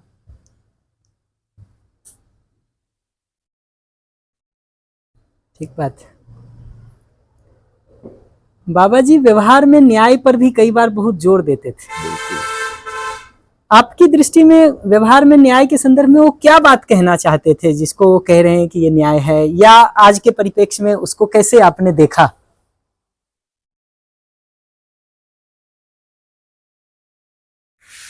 नहीं, एक बात तो जब बाबा बोले तो एक बात बहुत क्लियर हो गई कि संविधान या लॉ, मैन मेड लॉ और विधान का फर्क बहुत अच्छी तरह समझ में आ गया। मतलब एक कई चीजें होती है ना, आपको कुछ पता रहता है लेकिन क्लैरिटी नहीं है। हाँ, वो क्लैरिटी एकदम आ गई कि विधान एक तरफ है और संविधान एक तरफ है, कानून एक तरफ है और न्याय एक तरफ है। और वो बाबा का फेमस वो जो वेंकट चलैया के साथ पता है ना, तो इसको सुनाएंगे तो अच्छा ही रहेगा, थोड़ा लोगों को भी पता चल जाएगा। अभी भी है, वो जीवित है। मैं बल्कि अब पिछली बार मैं गया था तो मिल नहीं पाया, कोई लड़का मुझे ले जाने वाला था, अब क्या जाऊंगा तो मिलूंगा उनसे। 97 तो वो बोलते हैं कि वेंकटचिरा जी आए बाबा के पास, तो बाबा ने उनको बोला कि आपको तो सब लोग न्यायमूर्ति बोलते हैं, आप बताइए न्याय क्या होता है। तो वेंकटचिरा का जवाब बहुत खूबसूरत था। वो बोले बाबा हम न्याय नहीं जानते, हम लोग तो फैसला करते हैं एक किताब के आधार पे, एक जो हमको प्रमाण पेश किए जाते हैं उनके आधार पर।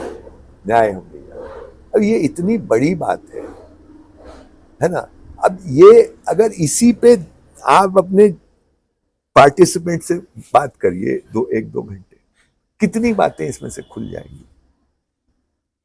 क्योंकि चीजें कोई आइसोलेशन में तो होती नहीं ना, हर चीज सीमलेस है। ये पूरा संसार माने हर चीज से जुड़ी हुई है। बुद्ध बोला करते थे ना कि जब एक पत्ता हिलता है तो पूरी पृथ्वी हिलती है, ब्रह्मांड हिलता है, और ब्रह्मांड हिलता है तो हर एक पत्ता हिलता है। एकदम सही बात है। तो ये न्याय का सबसे बड़ा ये हुआ कि मुझे ये समझ में आ गया कि जो संविधान का वो करते हैं ना महिमा मंडन, तो न्याय जो है वो अपरिवर्तनीय है, और ये जो कॉन्स्टिट्यूशन है ये परिवर्तनशील है, और ये ह्यूमन बीइंग हमारा बनाया हुआ, न्याय हमारा बनाया हुआ नहीं है। न्याय तो जस्ट है, इट इज सो। ये बात बहुत अच्छी तरह समझ में आ गई कि न्याय है ना। इसको आप करें ना करें, ये आपकी मूर्खता, समझदारी, मजबूरी, कमियां, वो सब उसमें है। ठीक बात है, वो अपनी जगह है। अब मैं परेशान होता रहता हूँ, मेरे से न्याय नहीं हुआ, नहीं होता है, नहीं होता, नहीं होता है, नहीं होता न्याय।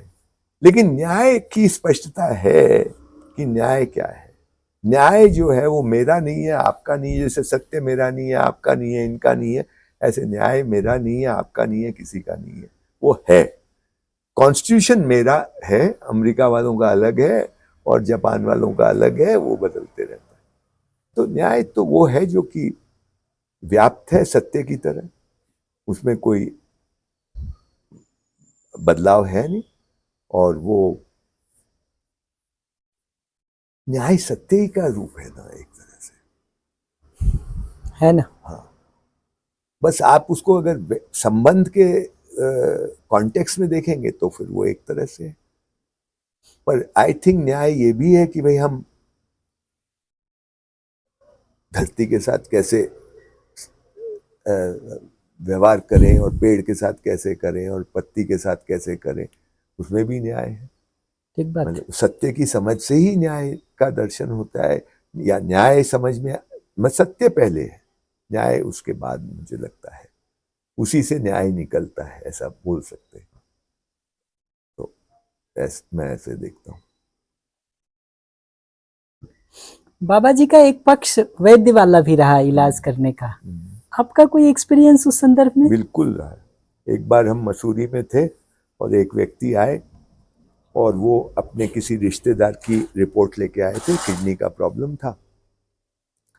तो बाबा ने हमको कहा कि ये रिपोर्ट पढ़ो। मैं तो पढ़ नहीं पाया, वो इतने लंबे लंबे उसमें टेक्निकल वो होते हैं, टर्म्स होते हैं, वो भी लैटिन और वैसे वाले होते हैं ना, अंग्रेजी भी नहीं है वो जी। तो वो मैं तो जैसे भी टूटी फूटी पर उनको समझ में आ जाता था, क्योंकि इतनी रिपोर्ट पूरी रिपोर्ट पढ़ने के बाद बाबा उसको बोलते हैं, देख पूरा उन्होंने चित्र खींचा, मतलब हाथ से नहीं, मुंह से, कि देखो ये नली ऐसे है, वो नली किडनी में जाती है, किडनी से नली निकलती है, वो पेशाब उसमें से इधर हो, तो पूरा जैसे कि वो डिस्क्राइब कर रहे हैं पूरे उसके शरीर को।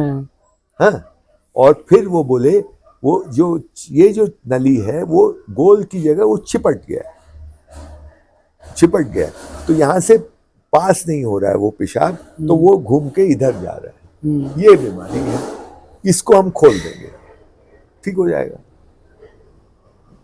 मतलब उस आदमी को और मेरे को समझ में आया बीमारी क्या है पहली बार। वो नाम जो रिपोर्ट में था वो किसी को समझ में नहीं आता है क्या है। वो रिपोर्ट को उन्होंने डिस्क्राइब कर दिया in plain As if you simple can words, see. हाँ बेटर देन एक्सरे। हाँ, मतलब अपने जैसे मूर्ख को ABC नहीं मालूम है किडनी का और इसका, उसको एक मतलब अब मैं मानता हूं कि उन्होंने जो डिस्क्राइब किया वो सही किया, वहां पे प्रश्न हो सकता है, लेकिन वो दिखाई दिया मुझे। You see, this is the beauty, this is what reality is. हम वो रिपोर्ट को रियलिटी मान रहे हैं और ये मान रहे हैं कि मैं समझ रहा हूं। क्या मतलब बोलता हूँ, डॉक्टर भी नहीं समझता होगा जैसे बाबा ने डिस्क्राइब किया। एक ये घटना घटी, दूसरी घटना घटी, एक व्यक्ति आया, ये अमरकंटक की बात है, नाड़ी देखी, जो भी हुआ कर कुर के, उसके बाद मुझे बोले मैं इस आदमी को ठीक कर सकता हूँ लेकिन मैं ठीक नहीं कर पाऊंगा। बोले क्यों बाबा? बोला इसका जीजी विषय का नाड़ी नहीं चल रहा है। एक नाड़ी होती है जीजी विषय की, तो इसने इसकी जीने की इच्छा ही नहीं है, उसको मैं कुछ नहीं कर सकता। मैं बीमारी ठीक कर सकता हूँ, वो नहीं ठीक कर। ये एक और घटना घटी। एक और भूत प्रेत की बीमारी होती है। वो एक आया, उसके उसने ये तो उसको सोल्यूशन दिया, तुम फला दिन इस पेड़ की इस पत्ती को ऐसे करना वैसे करना, ठीक हो। बाबा हरफन मौला थे भैया, उनके बहुत पक्के गजब थे। और ये संसार भी ऐसा ही है ना, हमने मान लिया कि जो दिखाई देता है इतना ही है, ऐसा थोड़ी ना है, बहुत कुछ है। तो ये तीन मेरे दिमाग में एकदम तस्वीर बैठी हुई है कि ये लाइक एक मुझे व्हाट, उसको एक नाम देते थे, ये जो डिस्क्राइब किया, चित्र खींचा ना उन्होंने पूरे बॉडी का। हाँ, तो वो ये कहते थे जो हम बोल रहे हैं वो भी ऐसे ही हमारे दिमाग में आना चाहिए ना, ये सारी चीजें। प्रेम तो इट शुड बी पैल्पेबल कि प्रेम क्या है। ठीक बात।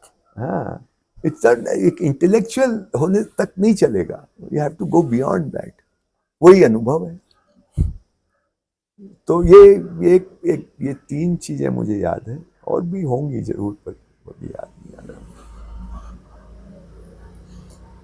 जीवन विद्या के अभियान को आपने इतने लंबे समय तक देखा, तो थोड़ा हम आपसे ये भी समझना चाह रहे थे कि आगे जीवन विद्या के जो अलग अलग संस्थाएं हैं, केंद्र हैं, इनकी आपस में पूरकता अगर ये सुनिश्चित करना चाहें या साथ मिलकर के चलना चाहें तो क्या उसका उपाय हो सकता है? क्यों करना है आपको?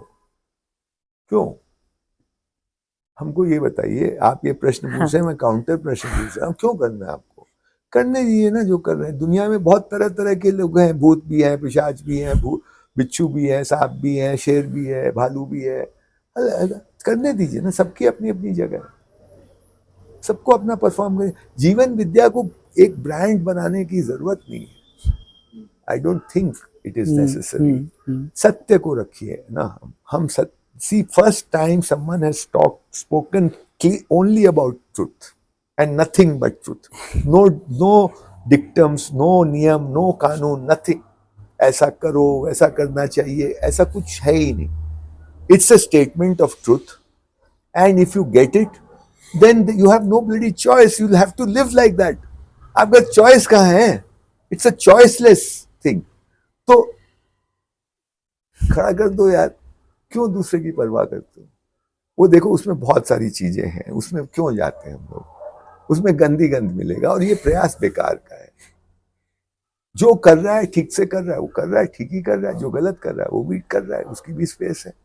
हाँ, तो अपने अपने हिसाब से आप कह रहे हैं सभी केंद्रों को उभरने दिया जाए, जैसा जिसको ठीक जो लगता है हो रहा करने है, मैं ना उभरने में मदद करूंगा, ना उनको डुबाने में मदद। दोनों में नहीं करेंगे। मैं तटस्थ होकर देखूंगा, मुझे क्यों चिंता ही नहीं है भाई। और भी तो बहुत कुछ हो रहा है, बाबा रामदेव कुछ कर रहे हैं और बहुत लोग कुछ कर रहे हैं, तो हम किस किस का जाकर के विरोध करेंगे, किस किस को जोड़ेंगे? हमारी औकात क्या है?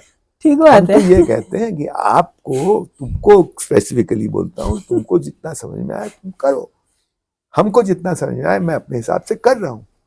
बहुत छोटा सा, मेरे को तो पूरा समझ में नहीं आया, जितना समझ में आया कर रहा हूँ। और मेरी तो भाषा ही अलग है, मेरी जीवन विद्या वाली भाषा नहीं है, पर जो जीवन विद्या से मिला उसको वो अपने ढंग से मैं कर रहा हूँ। तो मैं कॉग्निशन के लेवल पे काम कर रहा हूँ, दृष्टि के लेवल पे काम कर रहा हूँ, या करने का प्रयास कर रहा हूँ। जिसमें मेरे लिए मुख्य यह है कि मॉडर्निटी का ये जो जाल जो हमारे पर्दा पड़ा हुआ है उसको उसमें थोड़ा चीर फाड़ हो, सेंध लग सके, ताकि हम कम से कम सत्य को देखने के लायक तो बने। अभी तो दायक ही नहीं है, पात्रता वो विकसित हो हाँ। सके। क्योंकि जो जाता है वो जैसे वो पानी वो रिफ्रैक्शन होता है ना, वो बाल्टी में सिक्का रख दो तो जहां है उधर से अलग दिखता है, वैसा कुछ हो रहा है।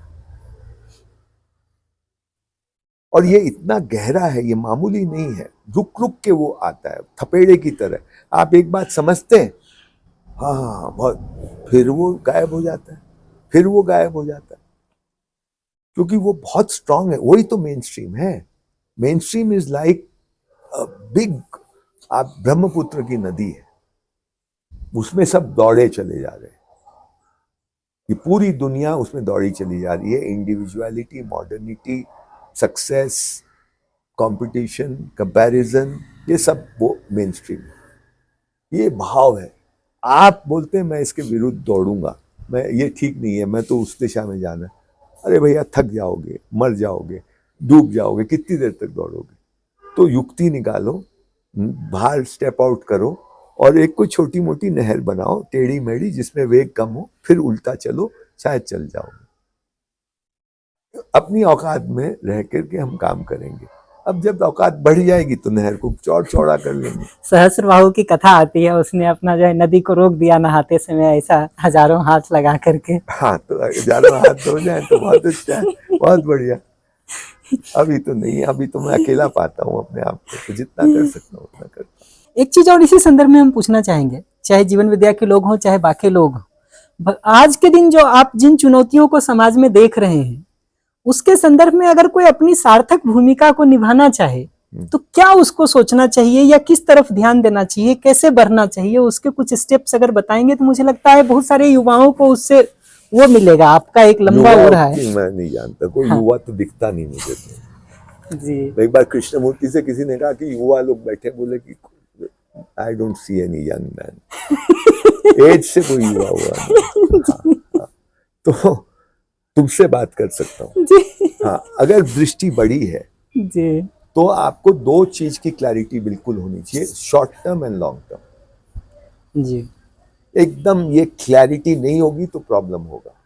कुछ चीजें आपको शॉर्ट टर्म में करनी पड़ेगी, वो आपका डिसीजन करेंगे कि नहीं करेंगे, लेकिन कुछ चीजें शॉर्ट टर्म की होती है, कुछ चीजें लॉन्ग टर्म को देख के करनी पड़ेगी। आज जो स्थिति परिस्थिति है उसमें लॉन्ग टर्म पे काम नहीं हो रहा, और शॉर्ट टर्म में भी बहुत ही, मतलब वो जब तक लॉन्ग टर्म पे दृष्टि नहीं है तो शॉर्ट टर्म गड़बड़ होता है, क्योंकि फिर वो बिल्कुल सामयिक हो जाता है, एक इलेक्शन जीतने तक रह जाती है बात। अगर राजनीति की, देखो हमको किसी बड़े आदमी ने एक बार कहा कि दो ही काम करने लायक है जिससे समाज में परिवर्तन आ सकता है आज के दिन, एक राजनीति और एक शिक्षा। मैं आज भी मानता हूं वो सही बात है। अब राजनीति भी दो प्रकार की होती है, एक शॉर्ट टर्म और एक लॉन्ग टर्म। आज की सारी राजनीति शॉर्ट टर्म, लॉन्ग टर्म राजनीति कुछ लोग सोच रहे होंगे, मुझे नहीं पता उनका, आई एम श्योर कुछ लोग सोच रहे होंगे, पर दिखाई नहीं देता मुझे। तो someone like you has to be very clear what is short term, what is long term, और दोनों ही आपको स्ट्रैटेजिकली सोच के करना होगा। बट फोकस में शॉर्ट टर्म नहीं रहेगा, फोकस में long term. Long term determine करेगा शॉर्ट टर्म में क्या करना है। शॉर्ट टर्म नहीं, लॉन्ग टर्म भूल जाओगे तो शॉर्ट टर्म में भटक जाओगे, बिकॉज लॉन्ग टर्म में अल्टीमेटली धर्म स्थापना या सत्य की स्थापना जैसा कुछ होगा। शॉर्ट टर्म में ये जो आपने अभी बात की कि उसके रास्ते में कोई आए तो हटा देना चाहिए, ये शॉर्ट टर्म है, ये लॉन्ग टर्म का हिस्सा नहीं है ना।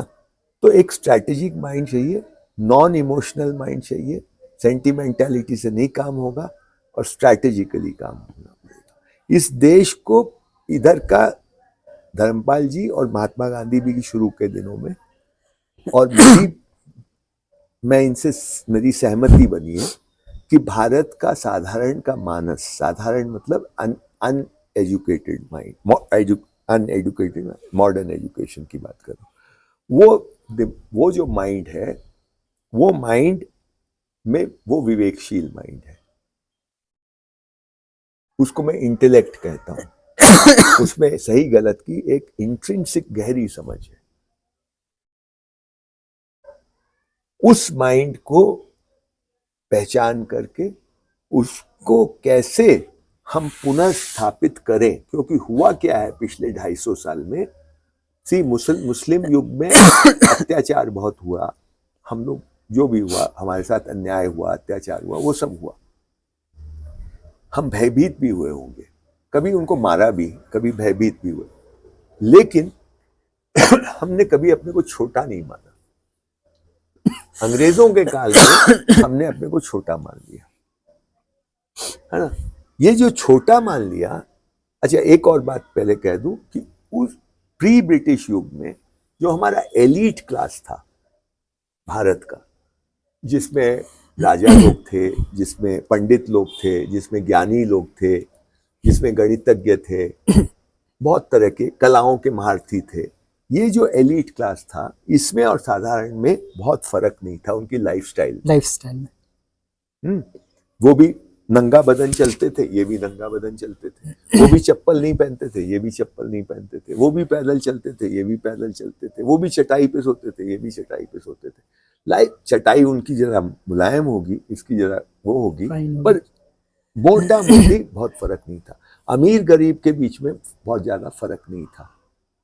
आप डेटा के हिसाब से मैं बात कर रहा हूं, बहुत फर्क नहीं था। इवन राजाओं का, उदयपुर का राजा महीने का 1000 रुपया लेता है अंग्रेजों के आने के पहले, और अंग्रेज आते ही उसका जो रेम्यूनरेशन तय करते हैं 1000 रुपया दिन का, तो 30 गुना बढ़ा दिए, 30 गुना एक झटके में। और उसको समझ भी नहीं आता मैं इस पैसे का करूं क्या, तो वो कुछ दिनों तक तो खाली दावत देता है अपनी प्रजा को कि भैया आओ खाओ यार, क्योंकि हमारे यहाँ अन्न का बहुत बड़ा रहा है कि तो सुबह शाम पूरे जोधपुर शहर को, उदयपुर शहर को आओ और खाओ। एक बात मैं ये कह रहा हूँ, अमीर गरीब का बहुत फर्क नहीं रहा है, लाइफस्टाइल करीब करीब एक जैसी रही है। अंग्रेजों के आने के बाद एक क्लास बनी जो एलिट बन गई, एजुकेटेड क्लास, जो अंग्रेजों के नजदीक चली गई और उनको ओहदे भी मिले, उनको नौकरियां भी मिली, और वो अंग्रेजों के नजदीक आ गए, चाहे वो व्यापार में आ गए, चाहे वो एडमिनिस्ट्रेशन में चले गए, या पुलिस में चले गए, या सेना में चले गए, जहां भी, वो एलिट क्लास एक बन गई। और वो ही एलिट क्लास हिंदुस्तान को तब से रूल कर रही है, स्पेशली आफ्टर इंडिपेंडेंस। कहने का मतलब ये है कि हमारा एलिट और हमारे साधारण के बीच में संबंध विच्छेद हो गया, हर तरह का, विचारों में, लाइफस्टाइल में, हर तरह से। ये एलियनेटेड है और ये अपने को सुपीरियर मानता है, अंदर में हीन भावना है, क्योंकि इमिटेट करता है, गहरे में हीन भावना। किसी के रिस्पेक्ट में सुपीरियर भले दिखा रहा है, बट किसी के रिस्पेक्ट में अपने को इंफीरियर पा रहा है। हाँ तो और सोफिस्टिकेटेड नकल करने में लगा रहता है। ये लड़ाई को अगर आप जीत लेंगे तो जीत, मतलब उसको कैसे जीतोगे, जब ये जो साधारण है इसकी बात चलने लगे, इसके हिसाब से व्यवस्था बनने लगे, तो ये इसमें शक्ति का जागरण हो जाएगा। मेरे हिसाब से ये दौड़ पड़ेगा। ये अभी जो बड़ा पड़ा है इसको पता ही नहीं चलता है, साला मैं दाएं चलूं कि बाएं चलूं सड़क में। हम हर जगह केओस क्यों देखते हैं, क्योंकि ये सिस्टम जो बने हुए हैं ये इसके लायक नहीं है, इसके मानस से मिलते नहीं है, मैच नहीं करते, एक मिसअलाइनमेंट है। इस बात को अगर हम समझ के इस तरह से कुछ काम करें, ये लॉन्ग टर्म राजनीति ये है। मुझे आपकी इस बात से वो शिक्षा का सिद्ध का वो प्रयोग याद आ रहा है, जब शायद आपने कुछ वो कहा था कि जो विकसित है उसका एक तस्वीर बनाओ और उन पदों का एक वो बनाओ, थोड़ा उस कहानी को सुनाएंगे, अच्छा लगेगा हमको। तो ये स्मृति आ रही है उसकी। वो हम 2 तस्वीर लगा देते थे दीवार पे, एक मानिकचंद गुटका, एक दिग्जम शूटिंग का। अच्छा। उन्हें दोनों में एक लड़का लड़की होते थे, दोनों सूटेड बूटेड टाई वाई पहने हुए होते थे, लड़की भी वेस्टर्न क्लोथ्स में होती थी। फिर ये बच्चे जो बैठे होते थे शिविर में आते थे, उनसे पूछते थे कि इनके बारे में तुम्हारी क्या राय है, और उसको कागज पे लिखो अपने क्या क्या तुम सोचते हो, और वो बात मत करो, अपने लिखो। लिख करके फिर जब वो फीडबैक देते थे तो उसमें सबसे अचंभे की बात ये होती थी कि वो लिखते थे बहुत खूबसूरत है, सुंदर है, अमीर है और फला फला, लेकिन गोरे हैं, लेकिन ये बात हमेशा आती थी सभ्य है, शिक्षित। अच्छा। हाँ, मतलब ये बहुत ही रिमार्केबल बात है कि हर बच्चा, और ये बच्चे कहाँ से होते हैं, आप ये कोई दिल्ली बम्बई के बच्चे नहीं होते थे, हमारे ग्रामीण इलाके के ये बच्चे तो होते बिल्कुल थे। वहाँ के बच्चे होंगे जो दिल्ली देखे भी नहीं होंगे कहीं। हाँ, बहुत से नहीं देखे होंगे। और ये इनकी उम्र होती थी 17, 18, 25, 26 साल के बीच के। ये बोलते थे सभ्य है, शिक्षित है। फिर उसको हम पूछते थे कि क्यों तुम बोल रहे हो सभ्य है, तुम मिले हो? नहीं, नाम जानते हो? क्योंकि हो सकता है भाई नाम जानता हो कि ये तो शाहरुख खान है, शाहरुख खान तो नहीं था उसमें, तो तुम कैसे बोल रहे हो बिना जाने कि ये सभ्य है? गोरा तो तुमको लग रहा है, सुंदर तुमको लग रहा है ना, तुमको शक्ल सूरत पसंद है, अमीर इनके कपड़ों को देख के तुम बोल रहे हो, लेकिन सभ्य कैसे बोल रहे हो? तो फिर वो बोलते थे कि साहब ऐसा है कि ऐसे लोग तो सभ्य ही होते हैं, अंग्रेजी बोलते हैं और ये है वो है। और शिक्षित वही सेम चीज उसमें भी जवाब आता था कि ऐसे कपड़े पहनने वाले तो अंग्रेजी बोलते हैं, शिक्षित होंगे। तो फिर हम उनसे काउंटर सवाल करते थे कि मान लो ये लोग घूमते आए और भटक जाए रास्ता और तुम्हारे गांव में पहुंच जाए, तुम्हारे घर में पहुंच जाए, तुम क्या करोगे? अब साहब इनको घर में बुलाएंगे, इनकी मेहमान नवाजी करेंगे, इनको खाना देंगे, रात को सोने की बिस्तर देंगे और सुबह इनको बस स्टॉप या टैक्सी स्टैंड तक ले जाएंगे। तो तुम अगर दिल्ली बम्बई पहुंच जाओ और तुम भी रास्ता भूल जाओ और तुम कोई दरवाजे पे नॉक करो और यही लोग दरवाजा खोलें, ये क्या करेंगे? नहीं, तो घुसने नहीं देंगे घर में। तो सभ्य कौन हुआ? तो ये सवाल से हमारा इंटेंशन ये था कि वो अपनी मान्यताओं को देख पाए जो छुपी रहती है हमारे मन में। तो ये मान्यता हमारे ये बिल्कुल एलीट के बारे में ये दूसरे समाज की धारणा बन गई है। और एलीट जो है वो इनसे कटा हुआ है, वो इनको हिंसा की दृष्टि से देखता है, मूर्ख है, अनपढ़ है, कुछ जाहिल है, बकवास है, गंगा में क्यों नहाते हैं, अरे ये तो धकोसला है। वो गंगा में, ये भी गंगा में जाके नहाएगा पर ये स्विमिंग करेगा, वो बेचारा बहुत श्रद्धा से डुबकी लेगा, और उससे पूछोगे क्यों नहा रहे हो तो बोले हमारे तो भाई इससे पाप धुलते हैं, या ऐसा होता है वैसा होता है, हम ऐसा मानते हैं। ये बोलने में उसको कोई झिझक नहीं है कि ऐसा हम मानते हैं। एक बीच का वर्ग है जिसको झिझक है ये बोलने में। हाँ, वो अब इधर से उधर कूद लगाने में लगा हुआ है। वो उस वर्ग में जाना चाहता भी गया नहीं है पूरी तरह से। वो अभी टूटी फूटी अंग्रेजी बोलता है, उसका एक्सेंट अभी ठीक नहीं हुआ है। वो उस वर्ग, वो देहरादून में बहुत मिलेंगे वैसे। नहीं, बहुत जगह दिखता है। मैं अपनी जिंदगी को भी देखता हूँ तो एक लंबा समय हमारा उस फेज में अपना ही दिखता है, हम दूसरों का क्या कहेंगे। बिल्कुल बिल्कुल, हम सब में है वो बैठा हुआ। ये समझ में तो आपको अपने अंदर देख के ही आती है भाई साहब, दूसरे को देख के समझ में आता नहीं है, वो एनालिसिस होती है। ये सारे से मैं गुजरा हूँ। मुझे ये अपने पिताजी मेरे धोती पहनते थे, मुझे हमेशा मन में लगता था कि यार ये पैंट क्यों नहीं पहनते। मतलब स्कूल में आते हैं पैंट पहन के आते तो अच्छा होता ना, धोती पहन के आ रहे हैं, दूसरे बच्चों के माँ बाप पैंट पहन के आ रहे हैं। ये सब से गुजरे हैं ना, है ना। मेरे पिताजी उतने पढ़े लिखे नहीं थे, तो मुझे याद आता है कि कुछ जगहों पर उसको बताने में हमको भी थोड़ी कठिनाई तो जरूर लगती थी। इतना फ्री तो नहीं थे हम जितना आज हैं। ये आपका नहीं है, ये समाज का दर्द है, ये हमारा घाव है। ये किसी और समाज में ऐसा नहीं है, मतलब भारत को छोड़ के पाकिस्तान में भी नहीं है। हमारी वाइफ गई थी अनुराधा पाकिस्तान कुछ साल पहले कोई लिटरेरी फेस्टिवल में, वो खुद ही बता रही थी, हालांकि वो पूरी अंग्रेज है, वो खुद बता रही थी कि हम एक होटल में रुके वहां पे लाहौर में, तो वेटर से अंग्रेजी में बात की, क्योंकि यहाँ जब होटल में जाओ तो वेटर से अंग्रेजी में बात करते हैं हम। वेटर को आए ना आए, वेटर भी अंग्रेजी में बोलेगा, आप भी अंग्रेजी में बोले, तो अंग्रेजी में बोला, तो वो मुड़ के क्या बोलता है, आपको अपनी जुबान नहीं आती है क्या?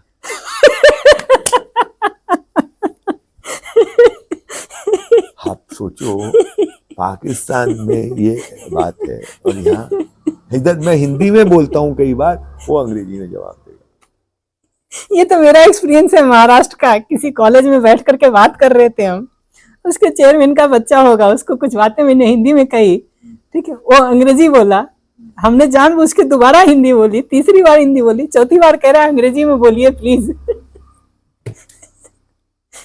नहीं, बहुत बहुत समस्या है, बहुत डीप रूटेड है।